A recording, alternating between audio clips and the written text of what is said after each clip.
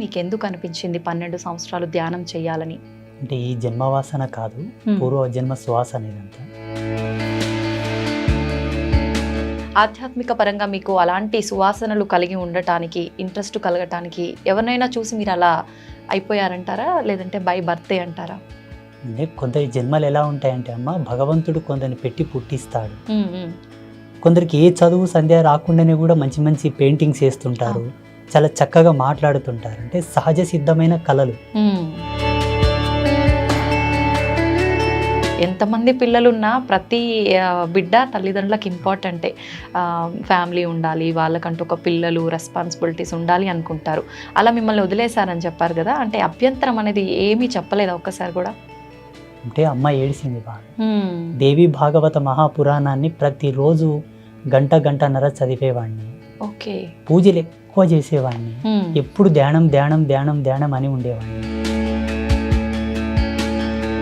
మీరు చూస్తే 16వ సంవత్సరంలోనే మొత్తం ఆధ్యాత్మికం సైడ్ వచ్చేసారు. మీకు ఆ రకంగా ఎప్పుడు నేను ఇలాంటి ఒక లైఫ్ని మిస్ అయ్యాను అనే ఆలోచన ఎప్పుడు రాలేదంటారా? మనిషి జన్మను మూడు ధర్మాలతో చెప్పింది మన సనాతన ధర్మం. కర్మజన్మ, కారణ జన్మ, కామజన్మ. ఓకే. కామజన్మ అంటే వాడు పుట్టుకతోనే కామకలాపాలతో అనురక్తి కలిగి ఉంటాడు.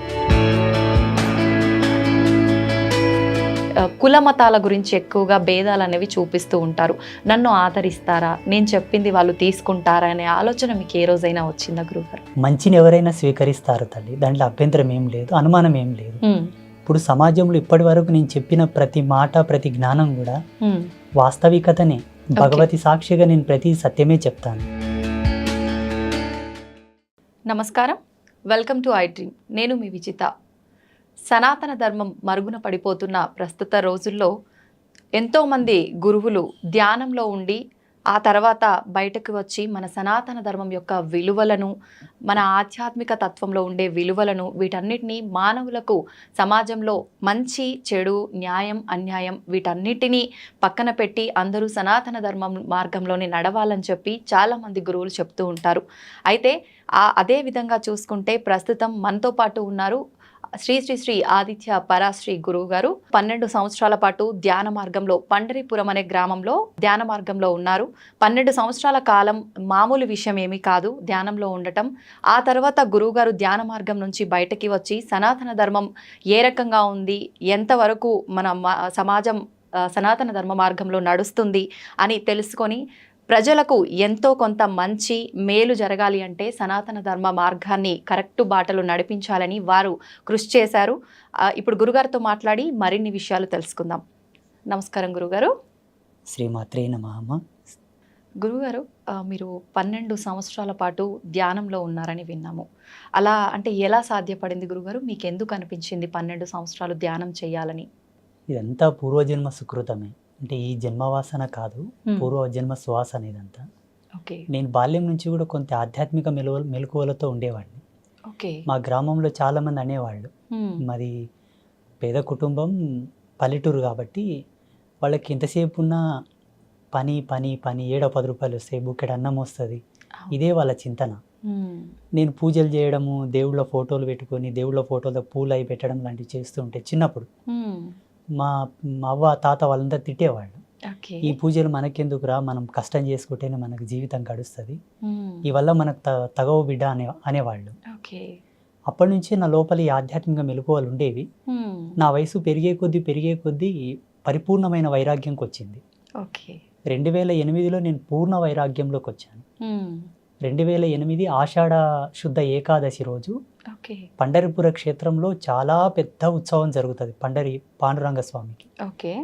కొన్ని లక్షల మంది భక్తులు వస్తారు అక్కడికి.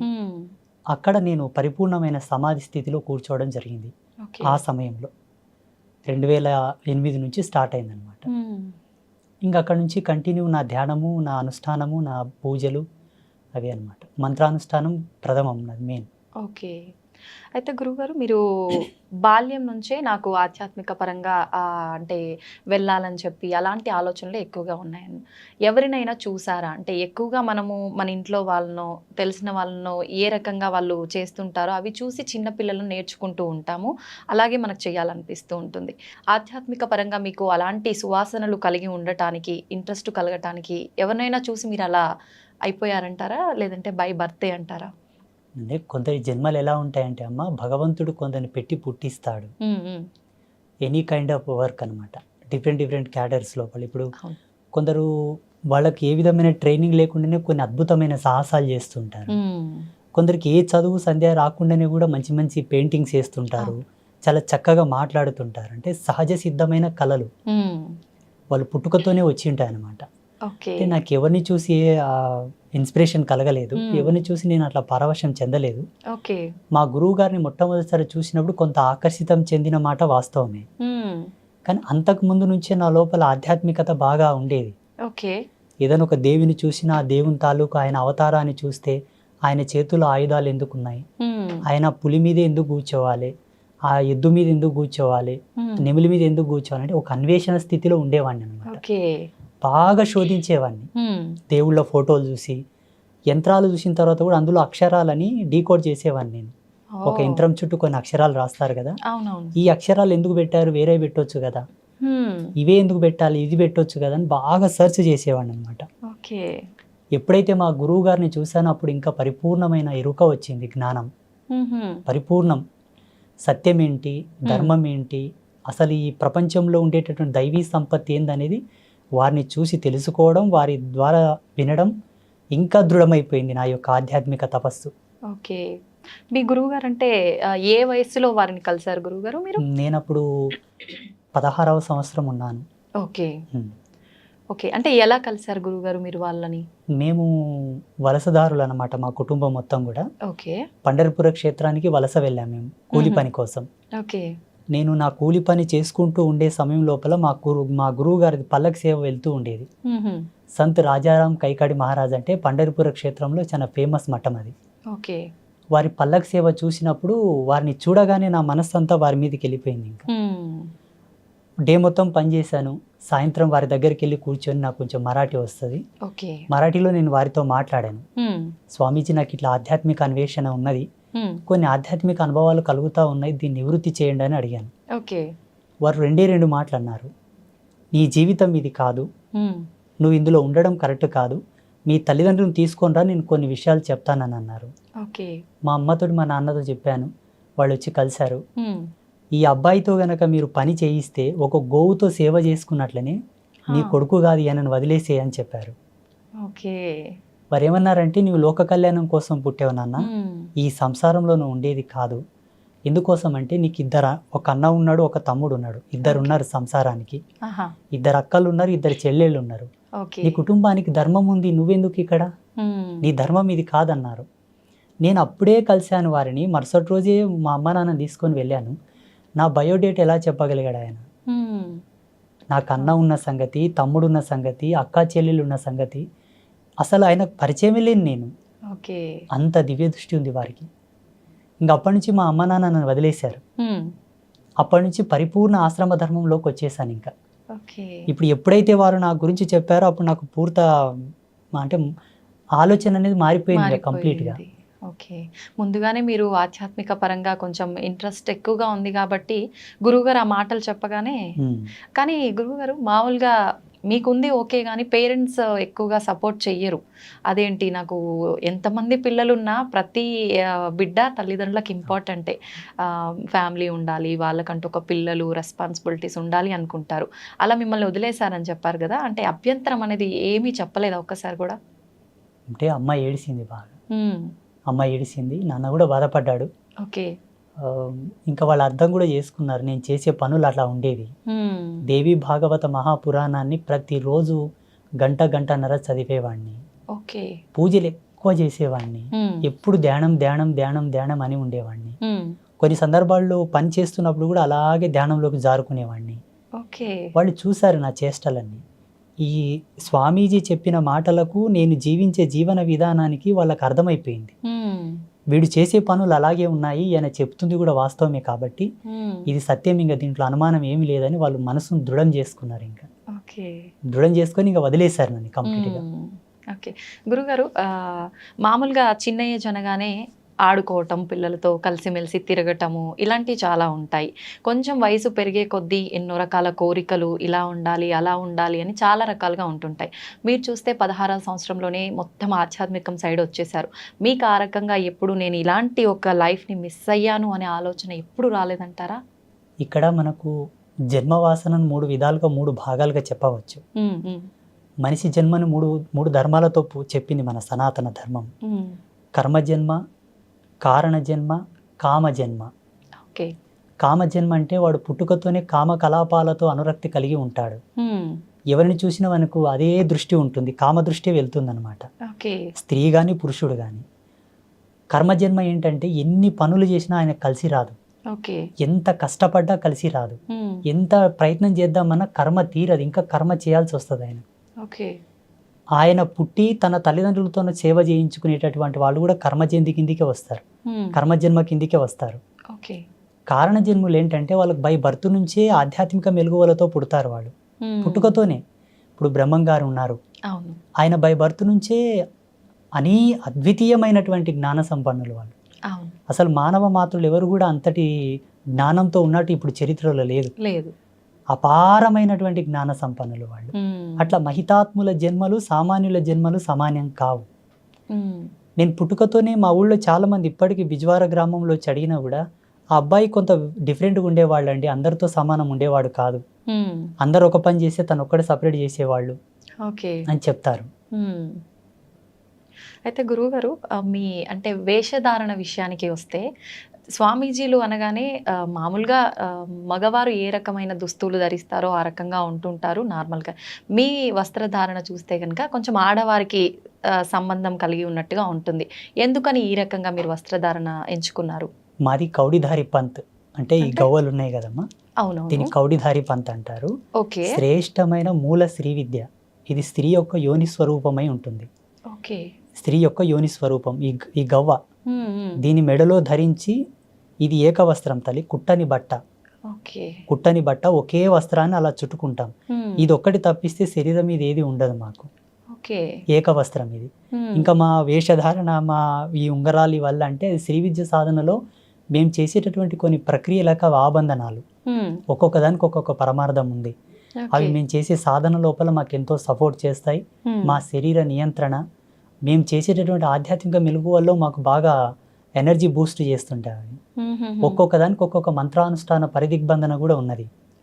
ఈ ఉంగరాలకు కానీ, కుండలాలకు, మేము వేసుకునే బేడీలకు, మేము వేసుకునే మాలలు, మేము ఏవే కానీ మార్కెట్లో దొరికి తీసుకొచ్చి మెళ్ళో వేసుకోం వేరే స్వామీజీలాగా.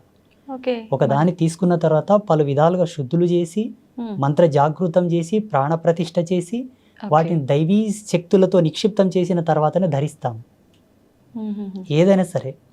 ఓకే, అంటే అలా ధరిస్తేనే వాటికి సంబంధించిన వాల్యూస్ అన్ని ఉంటాయా గురుగారు? వస్తాయి 100%.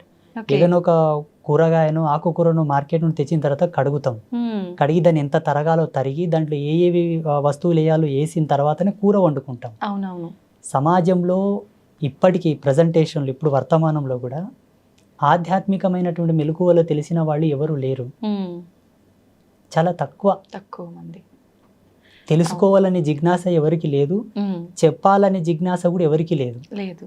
ఎంతసేపు ఉన్నా తెలుసుకునేవాడు ఒక కోరికతో వస్తే చెప్పేవాడు వాని కోరికతో వాడు చెప్తుంటారు. కరెక్టే గురువుగారు. పరస్పరమైనటువంటి భేదాలు ఇవి రెండు.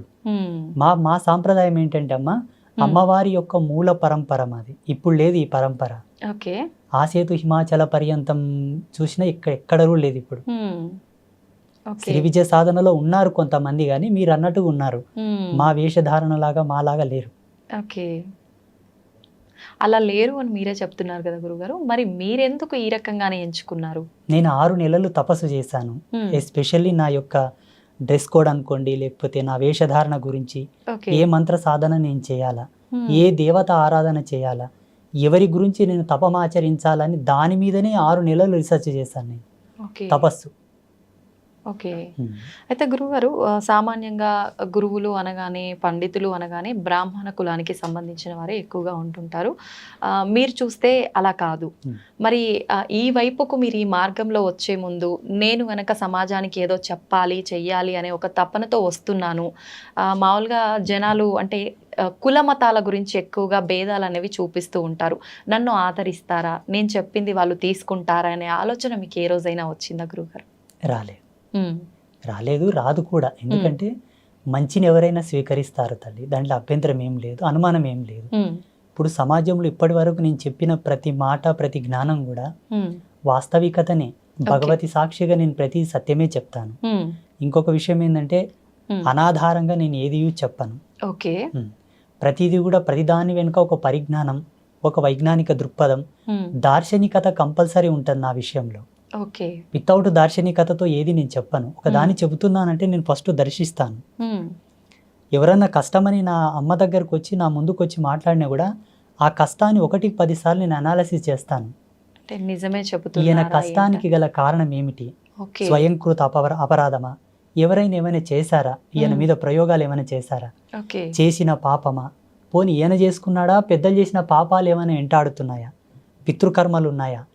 ఏంటి అని బాగా తెలుసుకున్న తర్వాత ఆయనకి ఏ మంత్రానుష్ఠానాన్ని ధారబోయాలో ధారబోస్తాను. ఒక రోజు లేట్ అయినా ఆయనని పరిపూర్ణమైన సత్య మార్గంలోకి తీసుకురావడానికే ప్రయత్నం చేస్తాను. వాళ్ళు వచ్చారని ఏదో గబ్బుకున్న తాయితో కట్టేయడం, యంత్రం ఇచ్చేయడం, ఏదో చేసేసి శక్తిపాతం అంటూ అదంటూ ఇదంటూ పూజలు పునస్కారాలని టైంపాస్ చేయండి. ఓకే. అంటే అందరికీ మంత్రబోధనే చేస్తుంటారా గురుగారు? మీరు అన్నట్టుగా యంత్రాలు జనరల్గా అందరూ తాయెత్తులు, యంత్రాలు ఇలాంటివే మంత్రిస్తుంటారు. అలా ఏముండదా మీ దగ్గర? ఆ వ్యక్తి యొక్క సమస్యను బట్టి, ఆ తీవ్రతను బట్టి ఏది అవసరం అది చేస్తూ ఉంటాను. ఇదని ఇది కాదని కాదు. జనరల్గా భేదం అనేది ఏమీ లేదు అక్కడ. ఆయనకు తాయెత్తు అవసరం అయితే ఇమ్మీడియట్లీ తాయెత్తు రెడీ చేసి ఇస్తాను, తీసుకున్నా ఇలా ధరించు, ఈ నాళ్ళకు నీకు మంచిగా అవుతుంది పో. యంత్రం అవసరం ఉంటే ఒక రాగి పత్ర తీసుకొని దాన్ని యంత్రలిఖితం చేసి దానికి అనుష్ఠానం మహిమను దారబోసి అభిమంత్రించి ఇచ్చేస్తాను, తీసుకెళ్ళు నీకు పని అవుతుందని చెప్పి. ఓకే. అయితే చాలా మంది చెప్తుంటారు గురువుగారు, ఈ యంత్రాలు ఇవన్నీ మూఢనమ్మకాలు అని. అవన్నీ నిజంగా మూఢనమ్మకాలే అంటారా, లేదు నిజంగా కరెక్టే అంటారా? వాటన్నిటి గురించి మీరేం చెప్తారు? నా అనుభవం ప్రకారంగా జగన్మాత నాకు ఇచ్చిన జ్ఞానంతో మన సనాతన ధర్మంలో ఈ భారతీయ వేద విజ్ఞానం లోపల ఏది కూడా మూఢనమ్మకం కాదు. ఓకే. ఒక నిమ్మకాయని కారు టైర్ కింద పెట్టి తొక్కియడం లోపల కూడా వైజ్ఞానికమైన దృక్పథమే ఉంది. దాన్ని మీరు తెలుసుకోలేదంతే. ఎంతసేపు ఉన్న నమ్మకాలను మూఢనమ్మకాలను వైపే మీ ప్రయాణం కొనసాగింది తప్పిస్తే దీని వెనకాల ఉన్న మూలం ఏమిటి, ఎందుకోసం ఇవి చేస్తున్నారని ఒక్క లోతు వెనక్కి వెళ్ళి ఆలోచిస్తే దాని అంతరార్థం చాలా అద్భుతంగా ఉంటుంది. ఏది మూఢనమ్మకం కాదు. కొంతమంది సోకాళ్ళు, కొంతమంది స్వామీజీలు, మేధావులు వారి స్వలాభం కొరకు ఆచార ధర్మాన్ని మార్చి చెప్పారే తప్పిస్తే వాస్తవం అనేది ఎన్నటికీ కూడా ఈ ధర్మం లోపల మూఢనమ్మకాలు లేవు. నేను పరిపూర్ణంగా నమ్ముతాను ఆత్మసాక్షిగా. ఓకే. అన్ని మన సనాతన ధర్మం ఇచ్చిన విలువలే. సనాతన ధర్మం ఇచ్చిన విలువలే. ఒక ఉదాహరణ చెప్పాలంటే, బిడ్డ పుట్టిన తర్వాత మా పల్లెటూళ్ళలో మహిళకు బాల్యంత యోగం చేస్తారు.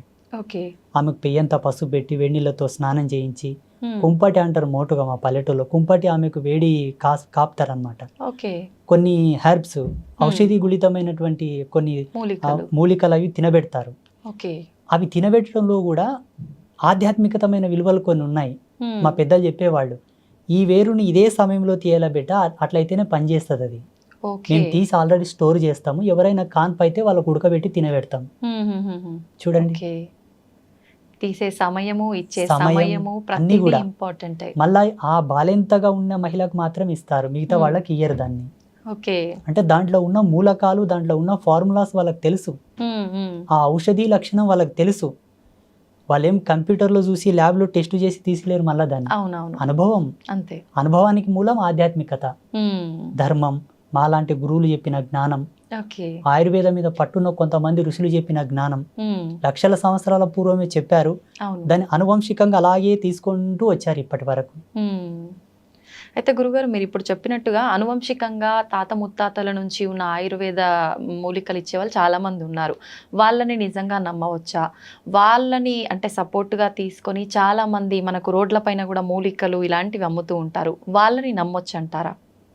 ఇక్కడ మెయిన్ ఏందంటే అనువంశికతంగా ఉండే వాళ్ళని మనం చాలా వరకు నమ్మాలి తప్పదు. ఎందుకంటే వాళ్ళ దగ్గర కొన్ని గ్రంథాలు ఉంటాయి, ఓకే. బయటికి ఇయ్యరు వాళ్ళు. వాళ్ళ తాత ముత్తాతలు రాసినటువంటి గ్రంథాలు. ఈ వేరు దేనికి పనిచేస్తుంది, దీని గుణం ఏమిటి, దీని ధర్మం ఏమిటి, దీని యొక్క రూపం ఏమిటి, దీన్ని ఎలా ఇవ్వాలి, ఎంత మాత్రంలో ఇవ్వాలి, ఎన్ని సమపాలలో కలిపి ఏ మాత్రలు ఇవ్వాలి, ఏ పసరు ఇవ్వాలి, ఏ పౌడర్ ఇవ్వాలి అనేది వాళ్ళకి తెలిసి ఉంటుంది. వాళ్ళు గ్రంథస్థంగా రాసి పెట్టి ఉంటారు. కాబట్టి కొంతమంది ఉన్నారు ఇప్పటికి చాలా మంది, వాళ్ళని నమ్మొచ్చు.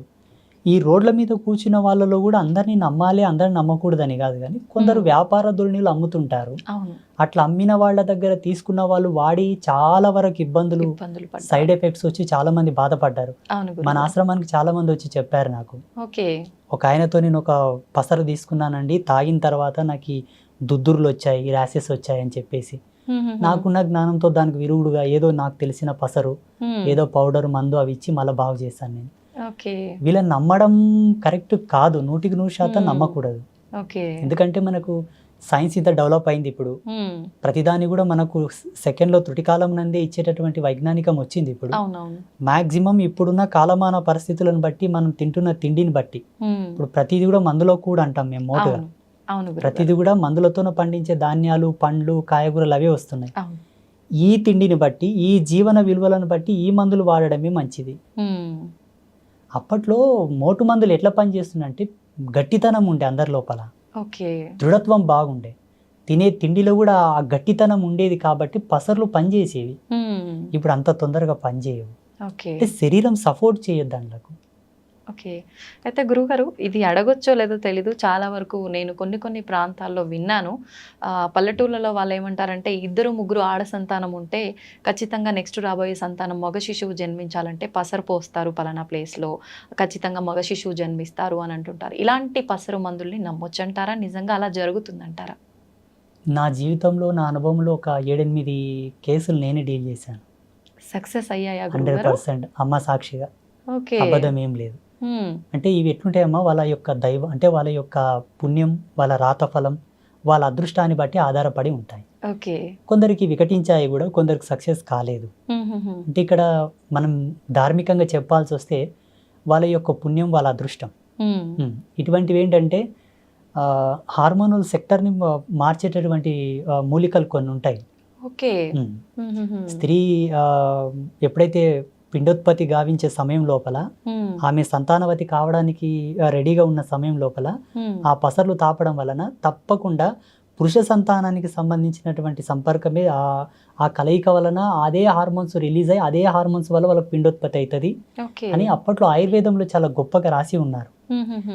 దాని యొక్క జ్ఞాన సంచికతోనే ఇప్పుడు ఈ పసర్లు అనేవి పోస్తారు మోటుగా పల్లెటూర్ల లోపల.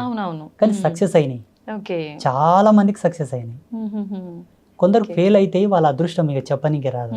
కొంచెం మన చేతుల్లో ఉంటే కొంచెం అదృష్టం భగవంతుడి పైన ఆధారపడి ఉంటుంది.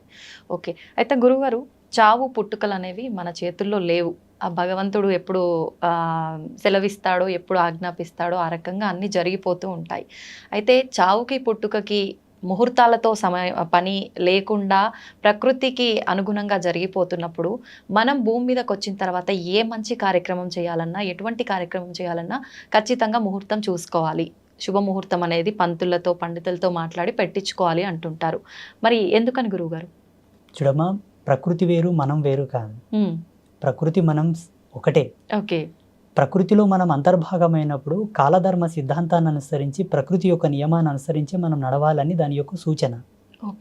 సమయం వేరు, ప్రకృతి వేరు, మనం వేరు కానే కాదు. అందరం కలిసి ఒక జీవితంగా జీవిస్తున్నాం అంతే. మనం ఒక సమయాన్ని తీసుకుంటున్నామంటే ఆ తాలూకు యొక్క ఎనర్జీ సీక్వెన్సెస్ యాడ్ అయి ఉంటాయి నేచర్లో. ఆ గ్రావిటీ అనేది ఫోర్స్ అయి ఉంటుంది అప్పుడు.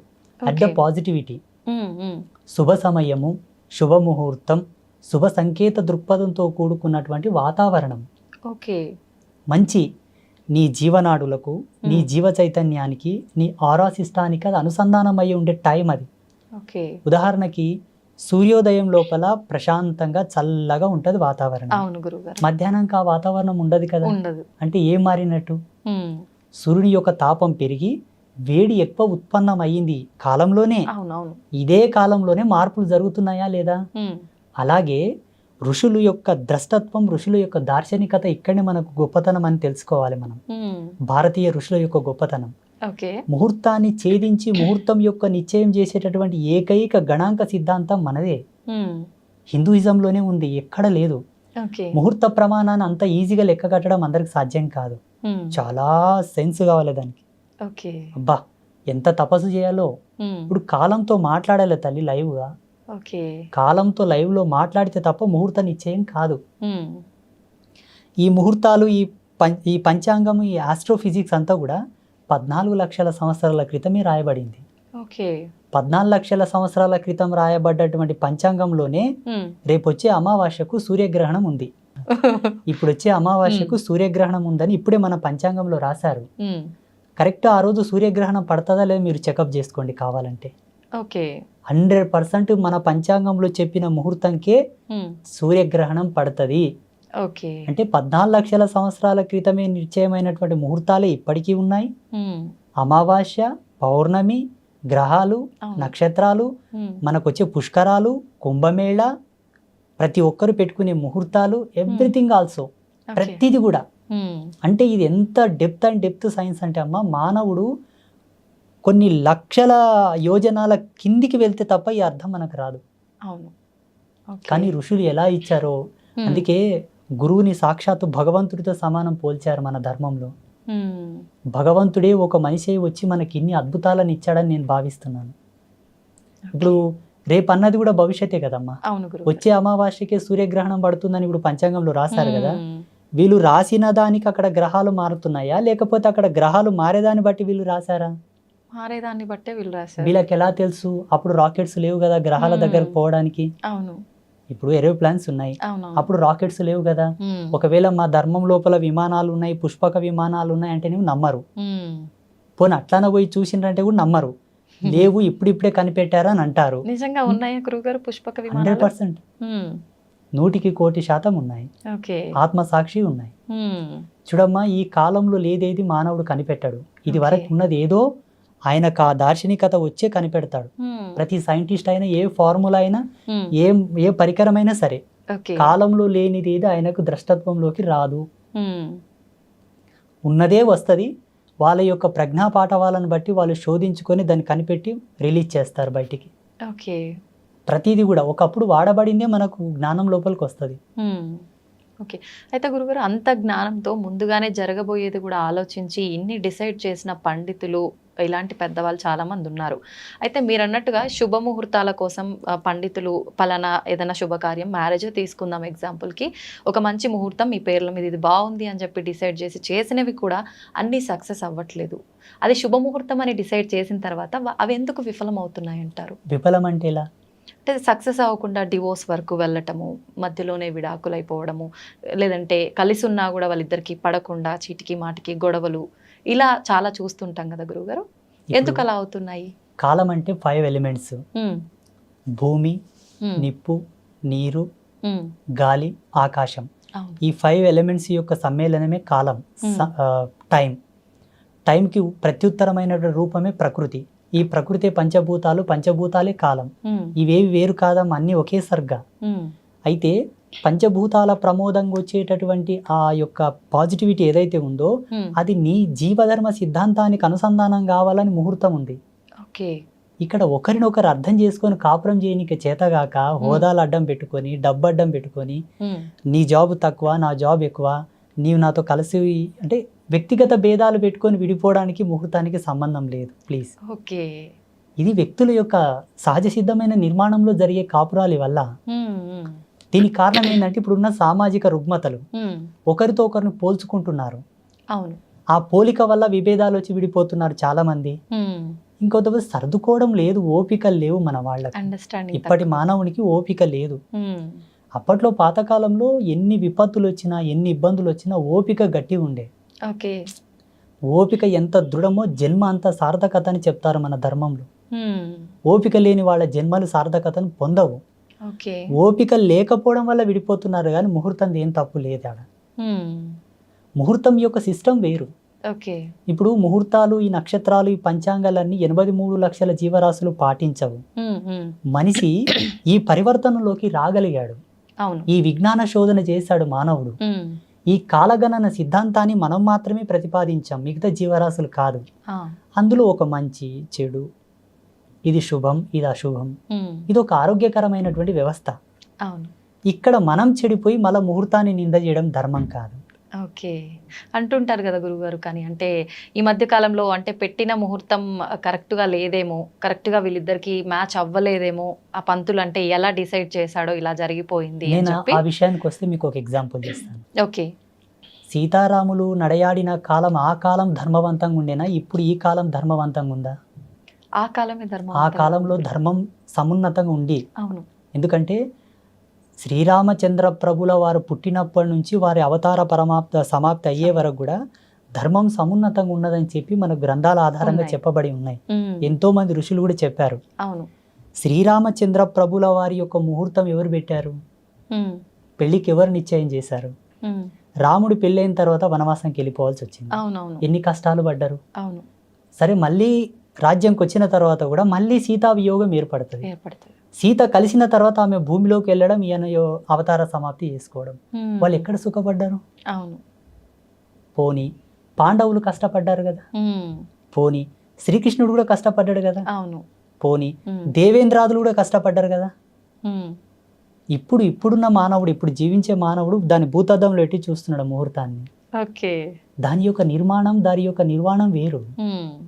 ముహూర్తాన్ని తప్పకుండా మానవ జన్మ ఎత్తిన తర్వాత ప్రతి మానవుడు ముహూర్త నిశ్చయంతోనే జీవితకాలం గడవాలి. ముహూర్తానికి ఉండేటటువంటి మెయిన్ అర్థం ఏంటో తెలుసా? నీవు జీవించే జీవన విధానానికి సంబంధించినటువంటి ధర్మం, భౌగోళికంగా నువ్వు జీవిస్తున్న జీవ అవశేషాలకు సంబంధించినటువంటి సింక్, అది లింక్, అనుసంధానం అయ్యేటటువంటి శుభముహూర్తం. అది నీ జీవితంలో ఒక సార్థకతను ప్రసాదించడానికి నిర్ణయం చేసిన ఒక టైం. దానివల్ల మన జీవితాలు నడవాలనుకోవడం అజ్ఞానం. మనం బ్రతకాలి, మనం జీవించాలి. ప్రతి దాంట్లో సహనం, ఓర్పు, నిగ్రహము, విచక్షణ రహితమైనటువంటి జీవితాలే కొనసాగుతున్నాయి తప్పిస్తే జ్ఞానవంతమైన జీవితాలు లేవు కదా సమాజంలో. అవును గురుగారు. అయితే గురుగారు, ఎక్కువగా భగవంతుడి ఆరాధనలో ఉన్న వాళ్ళకే కష్టాలు, ఇబ్బందులు ఎక్కువగా ఉంటుంటాయి అంటుంటారు. ఎగ్జాంపుల్కి తీసుకుంటే కూడా చాలామంది ఎక్కువగా దేవుడి పైన భక్తి ఎక్కువగా ఉండి ఎక్కువ పుణ్యక్షేత్రాలను దర్శించుకోవడానికి, దేవుడిని దర్శించుకోవడానికి వెళ్తూ ఉంటారు. అలా వెళ్ళే ఆ సమయంలో కొంతమంది ప్రమాదవశాత్తు ప్రాణాలు కూడా కోల్పోతూ ఉంటారు. దైవ దర్శనానికని వెళ్తుంటే ఎందుకు అలా జరుగుతుంది? వాళ్ళు చేసిన కర్మ ఫలాల ఆధారంగా అయి ఉంటుందా? మరి అలా ఉన్నప్పుడు భగవంతుని ఆరాధిస్తే మనం శరణు వేడుకుంటే ఎటువంటిదైనా ఆయన రక్షిస్తాడు అని అంటుంటారు. ఎందుకు వాళ్ళని భగవంతుడు రక్షించలేకపోతున్నాడు?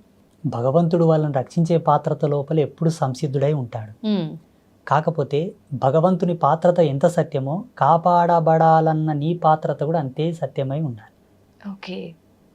ఈరోజు ఐ డ్రీమ్స్ మీడియా వాళ్ళు నన్ను ఇక్కడ పిలిచారంటే ఏదో కొంతో నా లోపల నచ్చే పిలిచారు. స్వామీజీ ఇంతో అంతో చెప్తాడు మంచిగాని. భగవంతుడు నిన్ను అనుగ్రహించి కాపాడాలన్నప్పుడు నువ్వు అంత సత్యవంతుడు వై కూడా ఉండాలి. బై బర్త్ నుంచి ఈ జన్మది సరిపోక పోయిన జన్మలో కూడా అంత పుణ్యకార్యములు, పుణ్య దీక్ష దక్షత నీలో ఉండాలి. మీ పితాపితరులు కూడా పుణ్యం చేసి ఉండాలి. ఇప్పుడు ఈ జన్మ ఇప్పుడే ఆకాశం నుంచి ఊడిపడ్డది కాదు. ఎన్ని సంవత్సరాల నుంచి, ఎన్ని లక్షల సంవత్సరాల నుంచి ఉండేటటువంటి ఆ జెనెటిక్ థియరీని బట్టి మనకి జన్మ వచ్చింది, ఆ DNA కాలం బట్టి. సో ఆ వంశవృక్షంలో చేసేటటువంటి పాప సంక్రమణ, పుణ్య సంక్రమణ వల్ల ఈ దేహం ఉంటుంది. ఈ దేహం పొందిన తర్వాత కూడా చేసేటటువంటి పాప సంక్రమణ, పుణ్య సంక్రమణ. అందుకు భగవంతుని చెంతన నువ్వు నిష్ణాతుడవై ఉండి, అర్హుడవై ఉంటే త్రుటికాలం నంది నిన్ను తప్పించగలడు కదా. ఎంతమంది బ్రతుకుతుండలేరు ఇప్పుడు? ఎంతో మంది ఇప్పుడు కాపాడబడుతున్నారు, రక్షించబడుతున్నారు. వీళ్ళెందుకు రక్షించబడలేదంటే అందుకు భిన్నమైనటువంటి పాపమో కర్మనో ఏదో ఉండవచ్చు. అంత ఈజీగా మనం క్యాలిక్యులేట్ చేయడం కూడా ధర్మం కాదు. పూజలు చేసే వాళ్లకు కష్టాలు ఎందుకు వస్తాయంటే పూజలు చేయడం వల్ల కష్టాలు తీరుతాయనుకోవడం ఫస్ట్ అజ్ఞానం. ఓకే. ఎందుకు పూజలు చేస్తారంటే చెప్పన తల్లి, మనకు పితృపక్షం వస్తుంది ఇప్పుడు. అవును. పితృపక్షంలో మన హిందూ ధర్మం లోపల మన పెద్దలకు శ్రద్ధా తర్పణాలు వదులుతారు, పిండ ప్రదానాది కార్యక్రమాలు చేస్తుంటారు. ఆ పల్లెటూళ్ళలో వాళ్ళ ఫోటోలు పెట్టి వాళ్ళు తినే వాళ్ళకి ఇష్టమైన పదార్థాలు వండి పెట్టి పూజలు పునస్కారాలు చేసి దండం పెట్టుకుంటారు. ఎందుకోసం అంటే వాళ్ళు ఇచ్చినటువంటి దేహం ఇది, వాళ్ళ వంశంలో మనం పుట్టామని ఒక కృతజ్ఞత భావం, వాళ్ళకు ఒక మాసం ఏర్పాటు చేసి ఈ మాసంలో పితృదేవతలను కొలవాలని ఆ మాసాన్ని డిసైడ్ చేసి పితృపక్షంలో పితృదేవతలకు పూజలు చేయాలని ఒక రూల్ ఇచ్చారు మన ధర్మంలో. ఈ జన్మనిచ్చినందుకు వాళ్ళకు మొక్కుతున్నాం మనము. వాళ్లకు మనకు ఇంతటి అందమైన ప్రపంచాన్ని భగవంతుడు ఇచ్చాడు కదా, మరి భగవంతునికి ఏమి ఇవ్వాలి మనం? అందుకే ఈ పూజలు. నిన్నిచ్చినందుకు, ఈ ప్రకృతిని ఇచ్చినందుకు, నీకు ఇంతటి అందమైన ప్రపంచాన్ని సృష్టించినందుకు భగవంతునికి నువ్వు ఇంత కృతజ్ఞత భావంతో పూజ. అంతేగాని నువ్వేదో ఇస్తే ఆయన నీ కోరికలు తీర్స్తాడనుకోవడం కరెక్ట్ కాదు. చూడమ్మ, వేదాంత ధర్మంలో ఎప్పుడు కూడా వేద ధర్మం ప్రకారంగా, శాస్త్ర ప్రమాణం ప్రకారంగా పూజలు చేస్తే కష్టాలు నెరవేరుతాయని లేదు. కానీ ఋషులు మనసుల యొక్క కష్టాలు చూడలేపక, బాధలు చూడలేపక వాళ్ళు ధ్యానంలో కూర్చొని కొన్ని దర్శనాలు చేశారు. వ్రతాలు, నోములు, కొన్ని ప్రత్యేకమైన హోమములు, శాంతులు, కొన్ని యజ్ఞక్రతువులను దర్శించారు. వీటిని చేయండి, వీటి యొక్క మహితాత్మమైన శక్తి చేత భగవంతుడు ప్రసన్నమవుతాడు, మీ కష్టాలు తీరుతాయి అని ఒక ప్రమాణంగా చెప్పారు. కానీ అది కూడా దాని మీద ఎప్పుడు ఆధారపడి ఉండకు. నిన్ను నీవు నమ్ముకో, నీవు సత్యశీలుడవై మెలుగు, అప్పుడు అవి నీకు రిఫ్లెక్ట్ అవుతాయి, నీకు రిప్లై ఇస్తాయని కూడా చెప్పారు. మళ్ళీ వెనుకనే ఇలా చెబుతూనే ఇది కూడా చెప్పారు, ఏది అవసరమో అదే పాటిస్తున్నారు కంపల్సరీ. ఇప్పుడు ఒక కంపెనీ యాజమాన్యం దగ్గరికి వెళ్ళి, అయ్యా నాకు ఉద్యోగం ఇవ్వండి అంటే, నీ అర్హత ఏముంది నాయన అని అడుగుతారు. నేను పలానా డిగ్రీ చేశానండి, పలానా పీజీ చేశానంటే, నీ చదువుకు నీ ర్యాంకు తగ్గట్ల నీకు ఉద్యోగం ఇస్తారు. నిన్ను ఏ సీట్లో కూర్చోబెట్టాలి, ఎక్కడ కూర్చోబెట్టాలో వాళ్ళు డిసైడ్ చేస్తారు. భగవంతుడు కూడా ప్రకృతి ఆధారంగా మనం జీవించే జీవన విధానాలను బట్టి, మనం నడిచే నడవడికను బట్టి మనకు కొన్ని మార్కులు వేస్తాడు. ఆ మార్కులను బట్టి మన జీవితం డిక్లేర్ అవుతుంది. మనకు వచ్చేటటువంటి కష్టాలు, బాధలు, ఇబ్బందులు, భోగభాగ్యాబ్ది సంప్రాప్తములన్నీ కూడా మన జీవించే జీవన విధానం బట్టి వస్తాయి. మా పెద్దలు ఏమనే వాళ్ళు తెలుసా పల్లెటూళ్ళలో, అమ్మా ఏం లేదు నాయన, ఎవరు ఏది నాటుతారో అదే కోసుకొని తింటారు, ఏది నాటుతారో అదే కోసుకొని తింటారు, అందుకు మిన్న ఏదీ లేదు. నువ్వు మంచి చేస్తావా, మంచే వస్తుంది, చెడు చేస్తావా, చెడే వస్తుంది, అది ఎన్నటికి తప్పదు అనేవాళ్ళు మా పెద్ద మనుషులు. వాళ్ళేం సిద్ధాంతులు కాదు, పండితులు కాదు. మళ్ళా ఇంకొక మాట అనేవాళ్ళు, ఈ జన్మ, ఈ కాలం అంతా ఒక అద్దం లాంటిది నాయన, అద్దం ముందలు పోయి నువ్వు ఏ చేష్టలు చేస్తే నీకు అదే ఎట్లా రిప్లై ఇస్తుందో, ఈ ప్రకృతి కూడా అంతే, నువ్వు ఏం చేస్తావో అది రాసుకుంటుంది, అదే దొబ్బుతుంది మళ్ళీ నీ మీద అని చెప్పారు. నిజంగా చాలా బాగా చెప్పారు గురువు గారు. కానీ మీరు చెప్పినంత వింటుంటే నిజంగా ఇది వాస్తవం అనిపిస్తుంది. కానీ కొంతమంది వాళ్ళ విషయంలో ఏం జరుగుతుందంటే, వాళ్ళు ఎంత నిజాయితీగా ఉన్నా, ఎంత మంచి మార్గంలో నడిచినా కూడా ఎక్కువ ఈ ఇబ్బందులన్నీ వాళ్ళకే వస్తుంటాయి. మరి దాని గురించి ఏం చెప్తారు? వాళ్ళకి ఆ జన్మ ఏకన ముందు వాళ్ళ తల్లిదండ్రులు అంతటి పుణ్యకర్మలు ఆచరించలేకపోవచ్చు. జీవుడు తన ఈపున ఎంత పుణ్యం పెట్టుకొని సంతానాన్ని ఇస్తే పుట్టే పిల్లలు అంత గొప్పగా పుడతారు. మీకు ఒక ఎగ్జాంపుల్ చెప్తానమ్మా. ఇప్పుడు మా డ్రైవర్ వచ్చాడు, మా డ్రైవర్ వాళ్ళ తల్లిదండ్రులు ఒక గురువుతోటి బోధ తీసుకున్నారు, గురూపదేశం. వాళ్ళు గురూపదేశ సంస్కారం తీసుకున్నప్పటి నుంచి మా డ్రైవర్ వాళ్ళ నాన్న చనిపోయాడు. వాళ్ళ నాన్న చనిపోయే వరకు వాళ్ళ జీవితాలలో చూడని కష్టం లేదు, పడని బాధ లేదు. పాపం నేను లైవ్ లో చూశాను, చాలా కష్టపడ్డారు. చివరికి వాళ్ళ నాన్న చనిపోయాడు, వాడు ఒక్కడే అబ్బాయి, వాళ్ళ అమ్మ వారిద్దరే ఉంటున్నారు. ఇప్పుడు ఆ అబ్బాయి వాళ్ళ అమ్మ, ఆ అబ్బాయి నా పాదాలను ఆశ్రయించి నాతోను ఉపదేశం తీసుకున్నాడు, మంత్రోపదేశం. అమ్మవారిని ఆశ్రయించి నాతో మంత్రోపదేశం తీసుకున్నప్పటి నుంచి ఇప్పుడు ఎంత సుఖంగా, ఎంత సంతోషంగా ఉన్నారో. అసలు చాలా ఆనందంగా ఉన్నారు వాళ్ళు. ఇప్పుడు ఆయనకు కొడుకో బిడ్డ పుట్టారు, ఎంత ఆరోగ్యంగా, ఎంత చురుకుగా, ఎంత అందంగా, ఎంత అభినయంగా పుట్టారో పిల్లలు. అసలు ఈ కష్టము, బాధ అంటేనే తెలియనంత గొప్పగా పెరుగుతున్నారు ఇప్పుడు. అంటే వాళ్ళ తాత, వాళ్ళ అవ్వ గురూపదేశం తీసుకొని గురువు చేత గోలినటువంటి పుణ్యము కొడుకుకు ఉత్తాన పదంగా సంక్రమించి ఇప్పుడు మనమంగులకు పుణ్యం ఆవహించింది.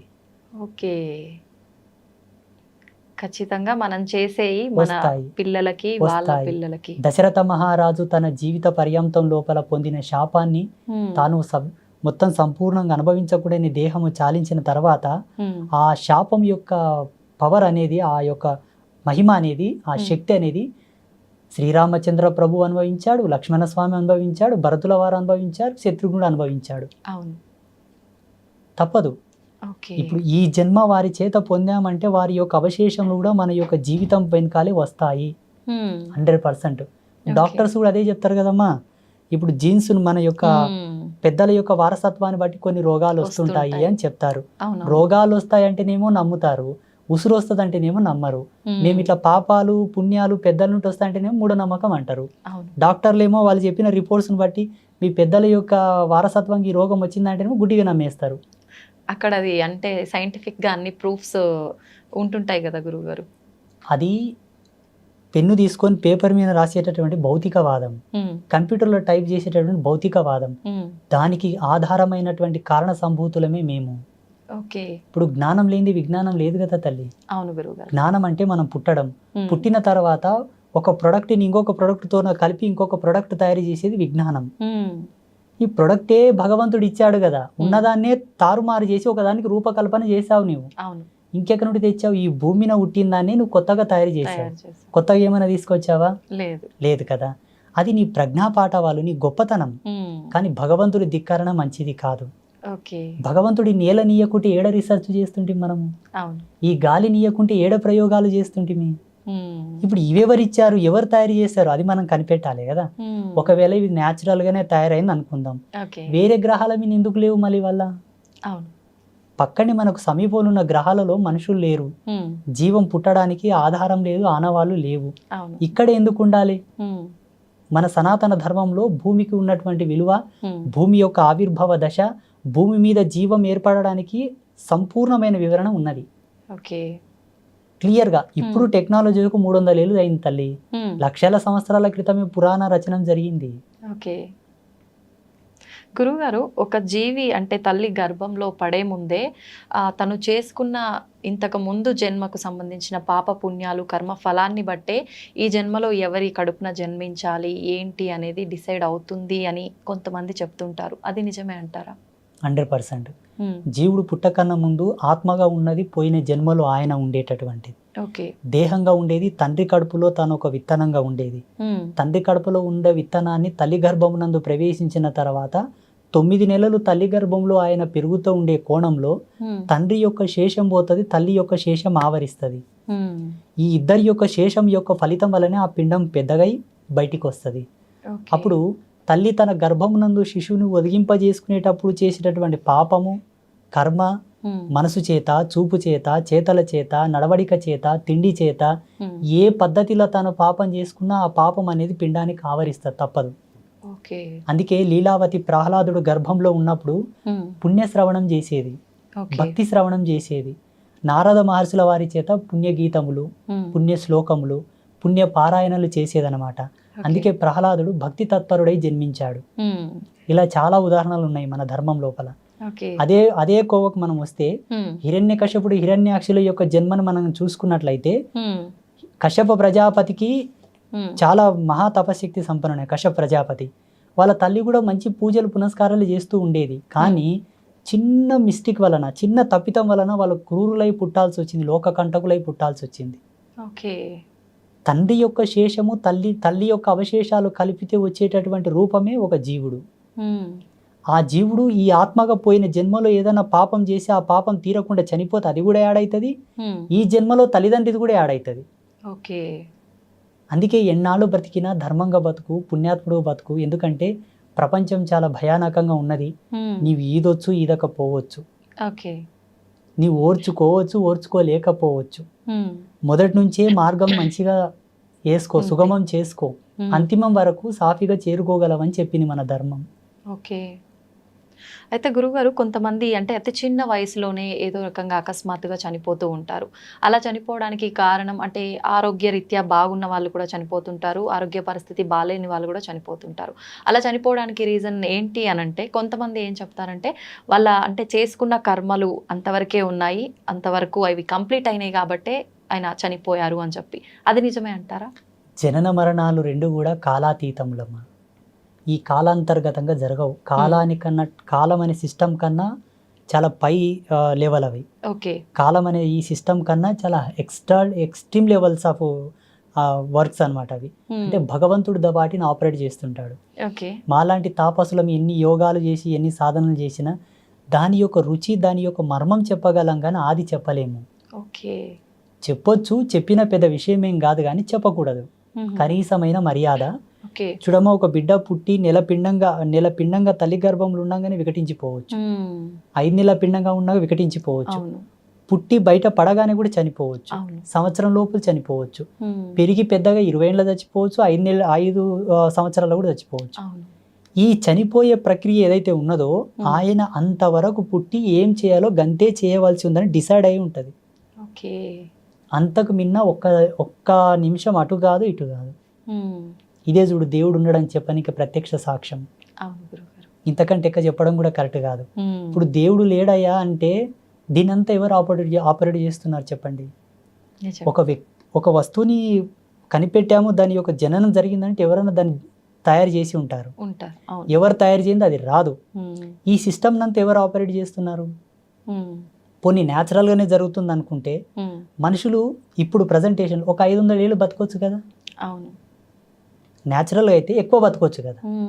లేదు, ఎవరు దీన్ని ఆపరేట్ చేయట్లేదు, ఇది సహజ సిద్ధంగా తనకు తానుగానే ఉత్పన్నమైంది అనుకుంటే వేరే విధంగా పుట్టొచ్చు కదా. మనుషులు ఒకే యాంగిల్తో ఎందుకు పుడుతున్నారు? పోనీ ఇది సహజ సిద్ధంగా తనకు తానుగానే ఉత్పన్నమైన కాలధర్మం అనుకుంటే ఈ భూమి లాంటి ఇంకొక భూమి కూడా తయారు కావాలి కదా.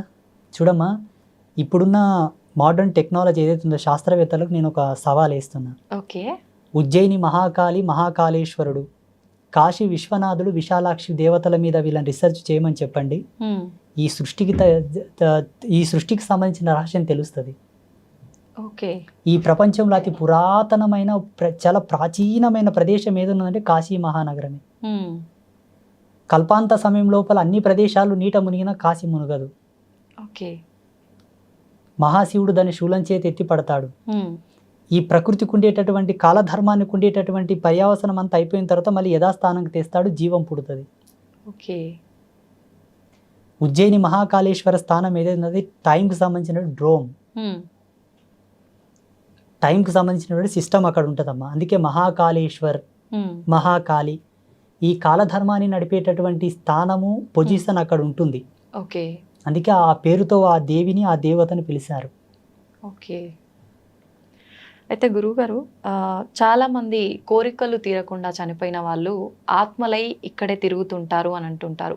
కొంతమంది మన మధ్య తిరుగుతుంటారు కానీ ప్రభావం అనేది ఎవరిపైన ఉండదు. కొన్ని ఆత్మలు మాత్రం ఎదుటి వారి పైన అంటే వెళ్ళిపోయి వాళ్ళని ఇబ్బంది పెట్టడము రకరకాలుగా వింటూ ఉంటాం. నిజంగా ఆత్మలు అనేవి ఉన్నాయా? ఇలా కోరికలు తీరకుండా చనిపోయిన వాళ్ళే ఆత్మలుగా వస్తుంటారా గురుగారు? వెలుగుందంటే చీకటి ఉంది, జననం ఉందంటే మరణం ఉంది. భగవతత్వం ఉందంటే దానికి భిన్నమైనటువంటి ఈ ఆత్మలు, దయ్యాలు, భూతాలు, ప్రేతాలు కూడా ఉన్నట్లే. వీటి గురించి మాట్లాడుకోవడం లోపల మీరు అడిగింది ఎంత ధర్మమో నేను చెప్పేది కూడా అంతే ధర్మం. చూసేటటువంటి వీక్షకులకు, ప్రేక్షకులకు నేను ఒక విజ్ఞప్తి ఏం చేస్తున్నానంటే, పరిపూర్ణమైన అనుభవం మీకు లేకపోవడం వల్ల మీకు అర్థం కాకపోవచ్చు, దాని పట్ల మీకు అవగాహన లేకపోవడం వలన, ఇప్పుడు వాటి గురించి మీకు తెలియకపోవడం వలన మీకు అర్థం కాకపోవచ్చు. కానీ భగవంతుని చూసి భగవంతునితో కనెక్షన్ అయిన మేము ఇటు పాజిటివిటీని చూసినట్టు నెగిటివిటీని కూడా చూడాలి, తప్పదు. ఎన్నో ఆత్మల దర్శనం చేస్తాము, ఎన్నో భూత ప్రేతాదులతో సహవాసం చేస్తాము, ఎన్నో అదృష్ట శక్తులతో, అతీత శక్తులతో మాట్లాడతాము. నేనైతే నా ఆత్మదర్శన సాక్షిగా చెప్తున్నా, దయ్యాలు ఉన్నాయి, భూతాలు ఉన్నాయి, ప్రేతాలు ఉన్నాయి. దేని యాంగిల్ అవి పనిచేస్తాయి, దేని ధర్మాన్ని బట్టి అవి కొన్నాళ్ళు ఉంటాయి, మళ్ళీ అంతర్ధానం అయిపోతాయి. కోరికలు తీరకుండా చనిపోయిన వాళ్ళు తప్పకుండా ప్రేతంగా మారుతారు. 100%. ఇప్పుడు ఆత్మ పరిస్థితి ఏంటి గురువుగారు మరి? వాటి యొక్క ధర్మాన్ని అనుసరించి భగవంతుడు కొన్నాళ్ళు ఉంచుతాడు. ఆ ధర్మం తీరిన తర్వాత మళ్ళీ వేరే ఉత్తర జన్మ వాటికి ప్రసాదిస్తాడు.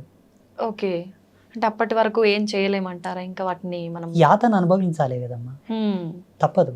ఎందుకంటే ఆ శరీరంలో జీవుడు ఉన్నంత వరకు చేయవలసిన పుణ్యములు, ధర్మములు ఏమి చేయక అకారణంగా, చూడమ్మా ఒక విషయం చెప్తాను, మళ్ళీ ఇది కంటిన్యూ చేద్దాము. ఈ ప్రపంచంలో తనకు తానుగా చనిపోయే హక్కు ఎవరికీ లేదు. అవును. ఇది సత్యం. కాలధర్మ సిద్ధాంత సాక్షిగా భగవంతుడు చెప్పిన మాట, తనకు తానుగా సూసైడ్ చేసుకోకూడదు. ఓకే. తనకు తానుగా చనిపోకూడదు అన్నది ఎంత ధర్మమో భగవంతుడే తన యొక్క ఊపిరిని తీసుకెళ్ళాలి. యాదృచ్ఛికంగా జరగాలంతే. ఇప్పుడు ఒక అబ్బాయి ఆఫీస్ నుంచి ఇంటికి వెళ్తున్నాడు తల్లి, ఆయనకు చనిపోవాలని ఉండదు, ఎవడో వచ్చి గుద్దేశాడు చనిపోయాడు, దట్ ఈస్ ద గాడ్. అంతేగాని పని పట్టుకొని అప్పుల బాధ తట్టుకోక, భర్త యొక్క టార్చర్ తట్టుకోక, అత్తమామల వేధింపులు తట్టుకోక, ఏం తట్టుకోక హ్యాంగ్ వేసుకోవడం, పురుగుల మందు తాగడం, కిరాసినాయలు పోసుకోవడం, ఇవి ప్రేతాలుగా మారుతాయి. చూడు, నేను ఈ భూమికి పంపించిందే కష్టాలు అనుభవించడానికి, తప్పదు. ఒక కంపెనీలోకి నువ్వు ఉద్యోగం వెళ్తున్నావంటే పడుకుంటే నీకు ఉద్యోగ సాలరీ ఇవ్వరు. అక్కడ నీకు అప్పగించినటువంటి బాధ్యతలు నిర్వహించాలి నువ్వు. ఇక్కడ నేను పంపించింది ఈ విధమైనటువంటి ధర్మాలలో నువ్వు పాత్రత తీసుకోవాలని పంపిస్తారు. అవి కష్టాలు కానీ సుఖం కానీ. ఇవి ఎందుకు వచ్చాయి అంటే, నువ్వు ఆర్మీలో ఎందుకు జాయిన్ అయినావు, పోలీస్ డిపార్ట్మెంట్లో ఎందుకు జాయిన్ అయినావు, డాక్టర్కి ఎందుకు అయినావు, నీకు అది ఇంట్రెస్ట్ ఉండి చదివినావు కాబట్టి డాక్టర్ అయినావు. నువ్వు తప్పకుండా సర్జరీ చేయాలా, సూదులు వేయాలా, గోళీలు ఇవ్వాలా, మందులు ఇవ్వాలి. లేదు పోలీస్ అయిపోతే పోలీస్ వ్యవస్థకు సంబంధించిన విధులు నిర్వహించాలి. ఈ జన్మలో నువ్వు ఇక్కడ పుట్టి ఆ అత్తకు కోడలు అయినవు, ఈయనకు భార్య అయినవు, మీరిద్దరు కలవగా ఈ పిల్లలు పుట్టిండ్రు, ఈ పిల్లల చేత మీరు బాధపడుతున్నారంటే అదంతా ఒక సిస్టమ్. పోయిన జన్మకు సంబంధించింది, అంతకన్నా ముందు జన్మదో ఇంకేదో ఇంకేదో ఇంకేదో అనేక కారణాలు ఉండవచ్చు. దాని యొక్క అనుసంధానంగా నువ్వు కష్టపడుతున్నావే తప్పిస్తే ఓపిక కావాలి. అంతేగాని దీన్ని భరించలేక చనిపోయినావంటే ప్రేతంగా కూడా తప్పదు. భగవంతుడు తీసుకెళ్లిన వాళ్ళు ఎవరు కూడా ప్రేతాలుగా మారరు. సెల్ఫ్గా చనిపోయిన వాళ్ళే ప్రేతంగా మారుతారు. అందుకే ఏ జీవరాశి కూడా చాగానికి ఇష్టపడదు. మనం దేనన్నా కొట్టనికో ఉరుకుతాయి చూడమ్మా, కుక్కలు కానీ ఏవే కానీ, వాటికి తెలుసు ఏదే కానీ చనిపోవాలని ఎందుకు ఇష్టపడదంటే ఆత్మ చనిపోనివ్వకుండా జాగ్రత్త పడుతుంటది, ప్రేరేపిస్తుంటది. దాంట్లోకి ఏం తెలుసు తల్లి, ఇప్పుడు వీళ్ళు నన్ను కొడితే చచ్చిపోతాను దానికి తెలుసా మీరు చెప్పండి, తెలుసు. వాటికి తెలుసు నన్ను కొడతారేమో, నేను చనిపోతానేమో అనే భయంతో అవి పరిగెడతాయి. ఇప్పుడు పశువులకు ఉండే జ్ఞానం కూడా మనకు లేకపోతే ఎట్లా? ఒక ఎద్దు మీద మెడ మీద కాడి పెట్టి వ్యవసాయం చేస్తారు తల్లి రైతులు. ఎంత బాధ తెలుసా, ఎండలో కింద దున్ని బలవంతంగా పెద్ద పెద్ద బరువులు వేసి వాటిని కొడుతుంటారు. అది భరిస్తుంది. కానీ నేను చచ్చిపోతారా ఎడను బాయిలో దుంకని సావదు పాపం. మానవుడే ఇదంతా చేసేది. అందుకే ప్రేతాలుగా మారుతారు. ఎందుకు నువ్వు చనిపోయావు, ఇంకా ఇన్నాళ్ళు బ్రతికేది ఉండే కానీ నువ్వు అనవసరంగా సూసైడ్ చేసుకొని చనిపోయినావు, అది కూడా ఒక డిక్లరేషనే. భగవంతుడు డిక్లేర్ చేసి ఉంటాడు, మనకు కొన్ని గండాలు ఉంటాయి తల్లి, ఈ గండంలో ఈ ధర్మంతో చనిపోవాలా, ఇలా చనిపోవాలని. దీన్ని తప్పించుకునే మార్గం కూడా ఉంటుంది. ఆ సెకండ్ వరకు నువ్వు మనసు నిర్భయం చేసుకొని దృఢంగా ఉండి భగవంతుని ధ్యానం చేసుకుని ఉంటే తప్పుతుంది. తప్పకపోయి దాంట్లోనే చనిపోయావు అనుకో, ఇంకా ఇన్నాళ్ళ లైఫ్ సర్వైవ్ అయ్యేది ఉండే కదా, ఆ టైం మొత్తం కంప్లీట్ అయ్యే వరకు నువ్వు ప్రేతంగా తిరగాని తిప్పుతాడు మొత్తం. కానీ ఆ యాతన చాలా ఘోరం. చనిపోకూడదు, శరీరంతోనే కష్టపడాలి. ఎందుకంటే మాతోనికి కొన్ని ఆత్మలు వచ్చి సంభాషిస్తూ ఉంటాయి. స్వామి మీ తపశక్తితోటి మాకు విమోచనం ఇవ్వండి, ఫలానా ప్రదేశం లోపల 300 సంవత్సరాలు బ్రతికిన ఒక మర్రి చెట్టు ఉంది, ఆ చెట్టు దగ్గర ఉన్న ఒక దివ్య శక్తిని నాకు అనుసంధానం చేసి నాకు విమోచనం ఇయ్యి. ఒక చేత ఒక గోశాలలో 5 పొదుగులున్న గోవు ఉంది, ఆ గోవు యొక్క తోక దగ్గరికి నన్ను పంపించి దాని తోకను విదిలింపజేసిన ఆత్మని స్వర్గానికి పంపించని నాతో చాలా మంది మాట్లాడారు. అంటే అలా ఏ రకంగా విముక్తి పొందాలో కూడా ఆత్మకి తెలిసిపోతుందా గురువుగారు? దేహాన్ని ఆత్మ వీడిన తర్వాత అతీతమైన శక్తులు ఆవరిస్తాయి. మీరు అలా విముక్తి కలిగించిన ఆత్మలు ఏమైనా ఉన్నాయా గురువు? కలిగించాం కొంతమందికి.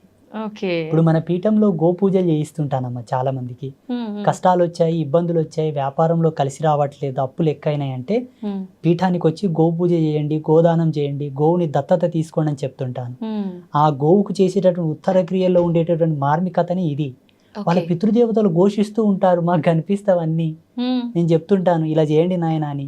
ఆ గోవు యొక్క తోకకు వాళ్ళ పేర్లు గోత్రనామాలు రాసి కట్టిస్తాను.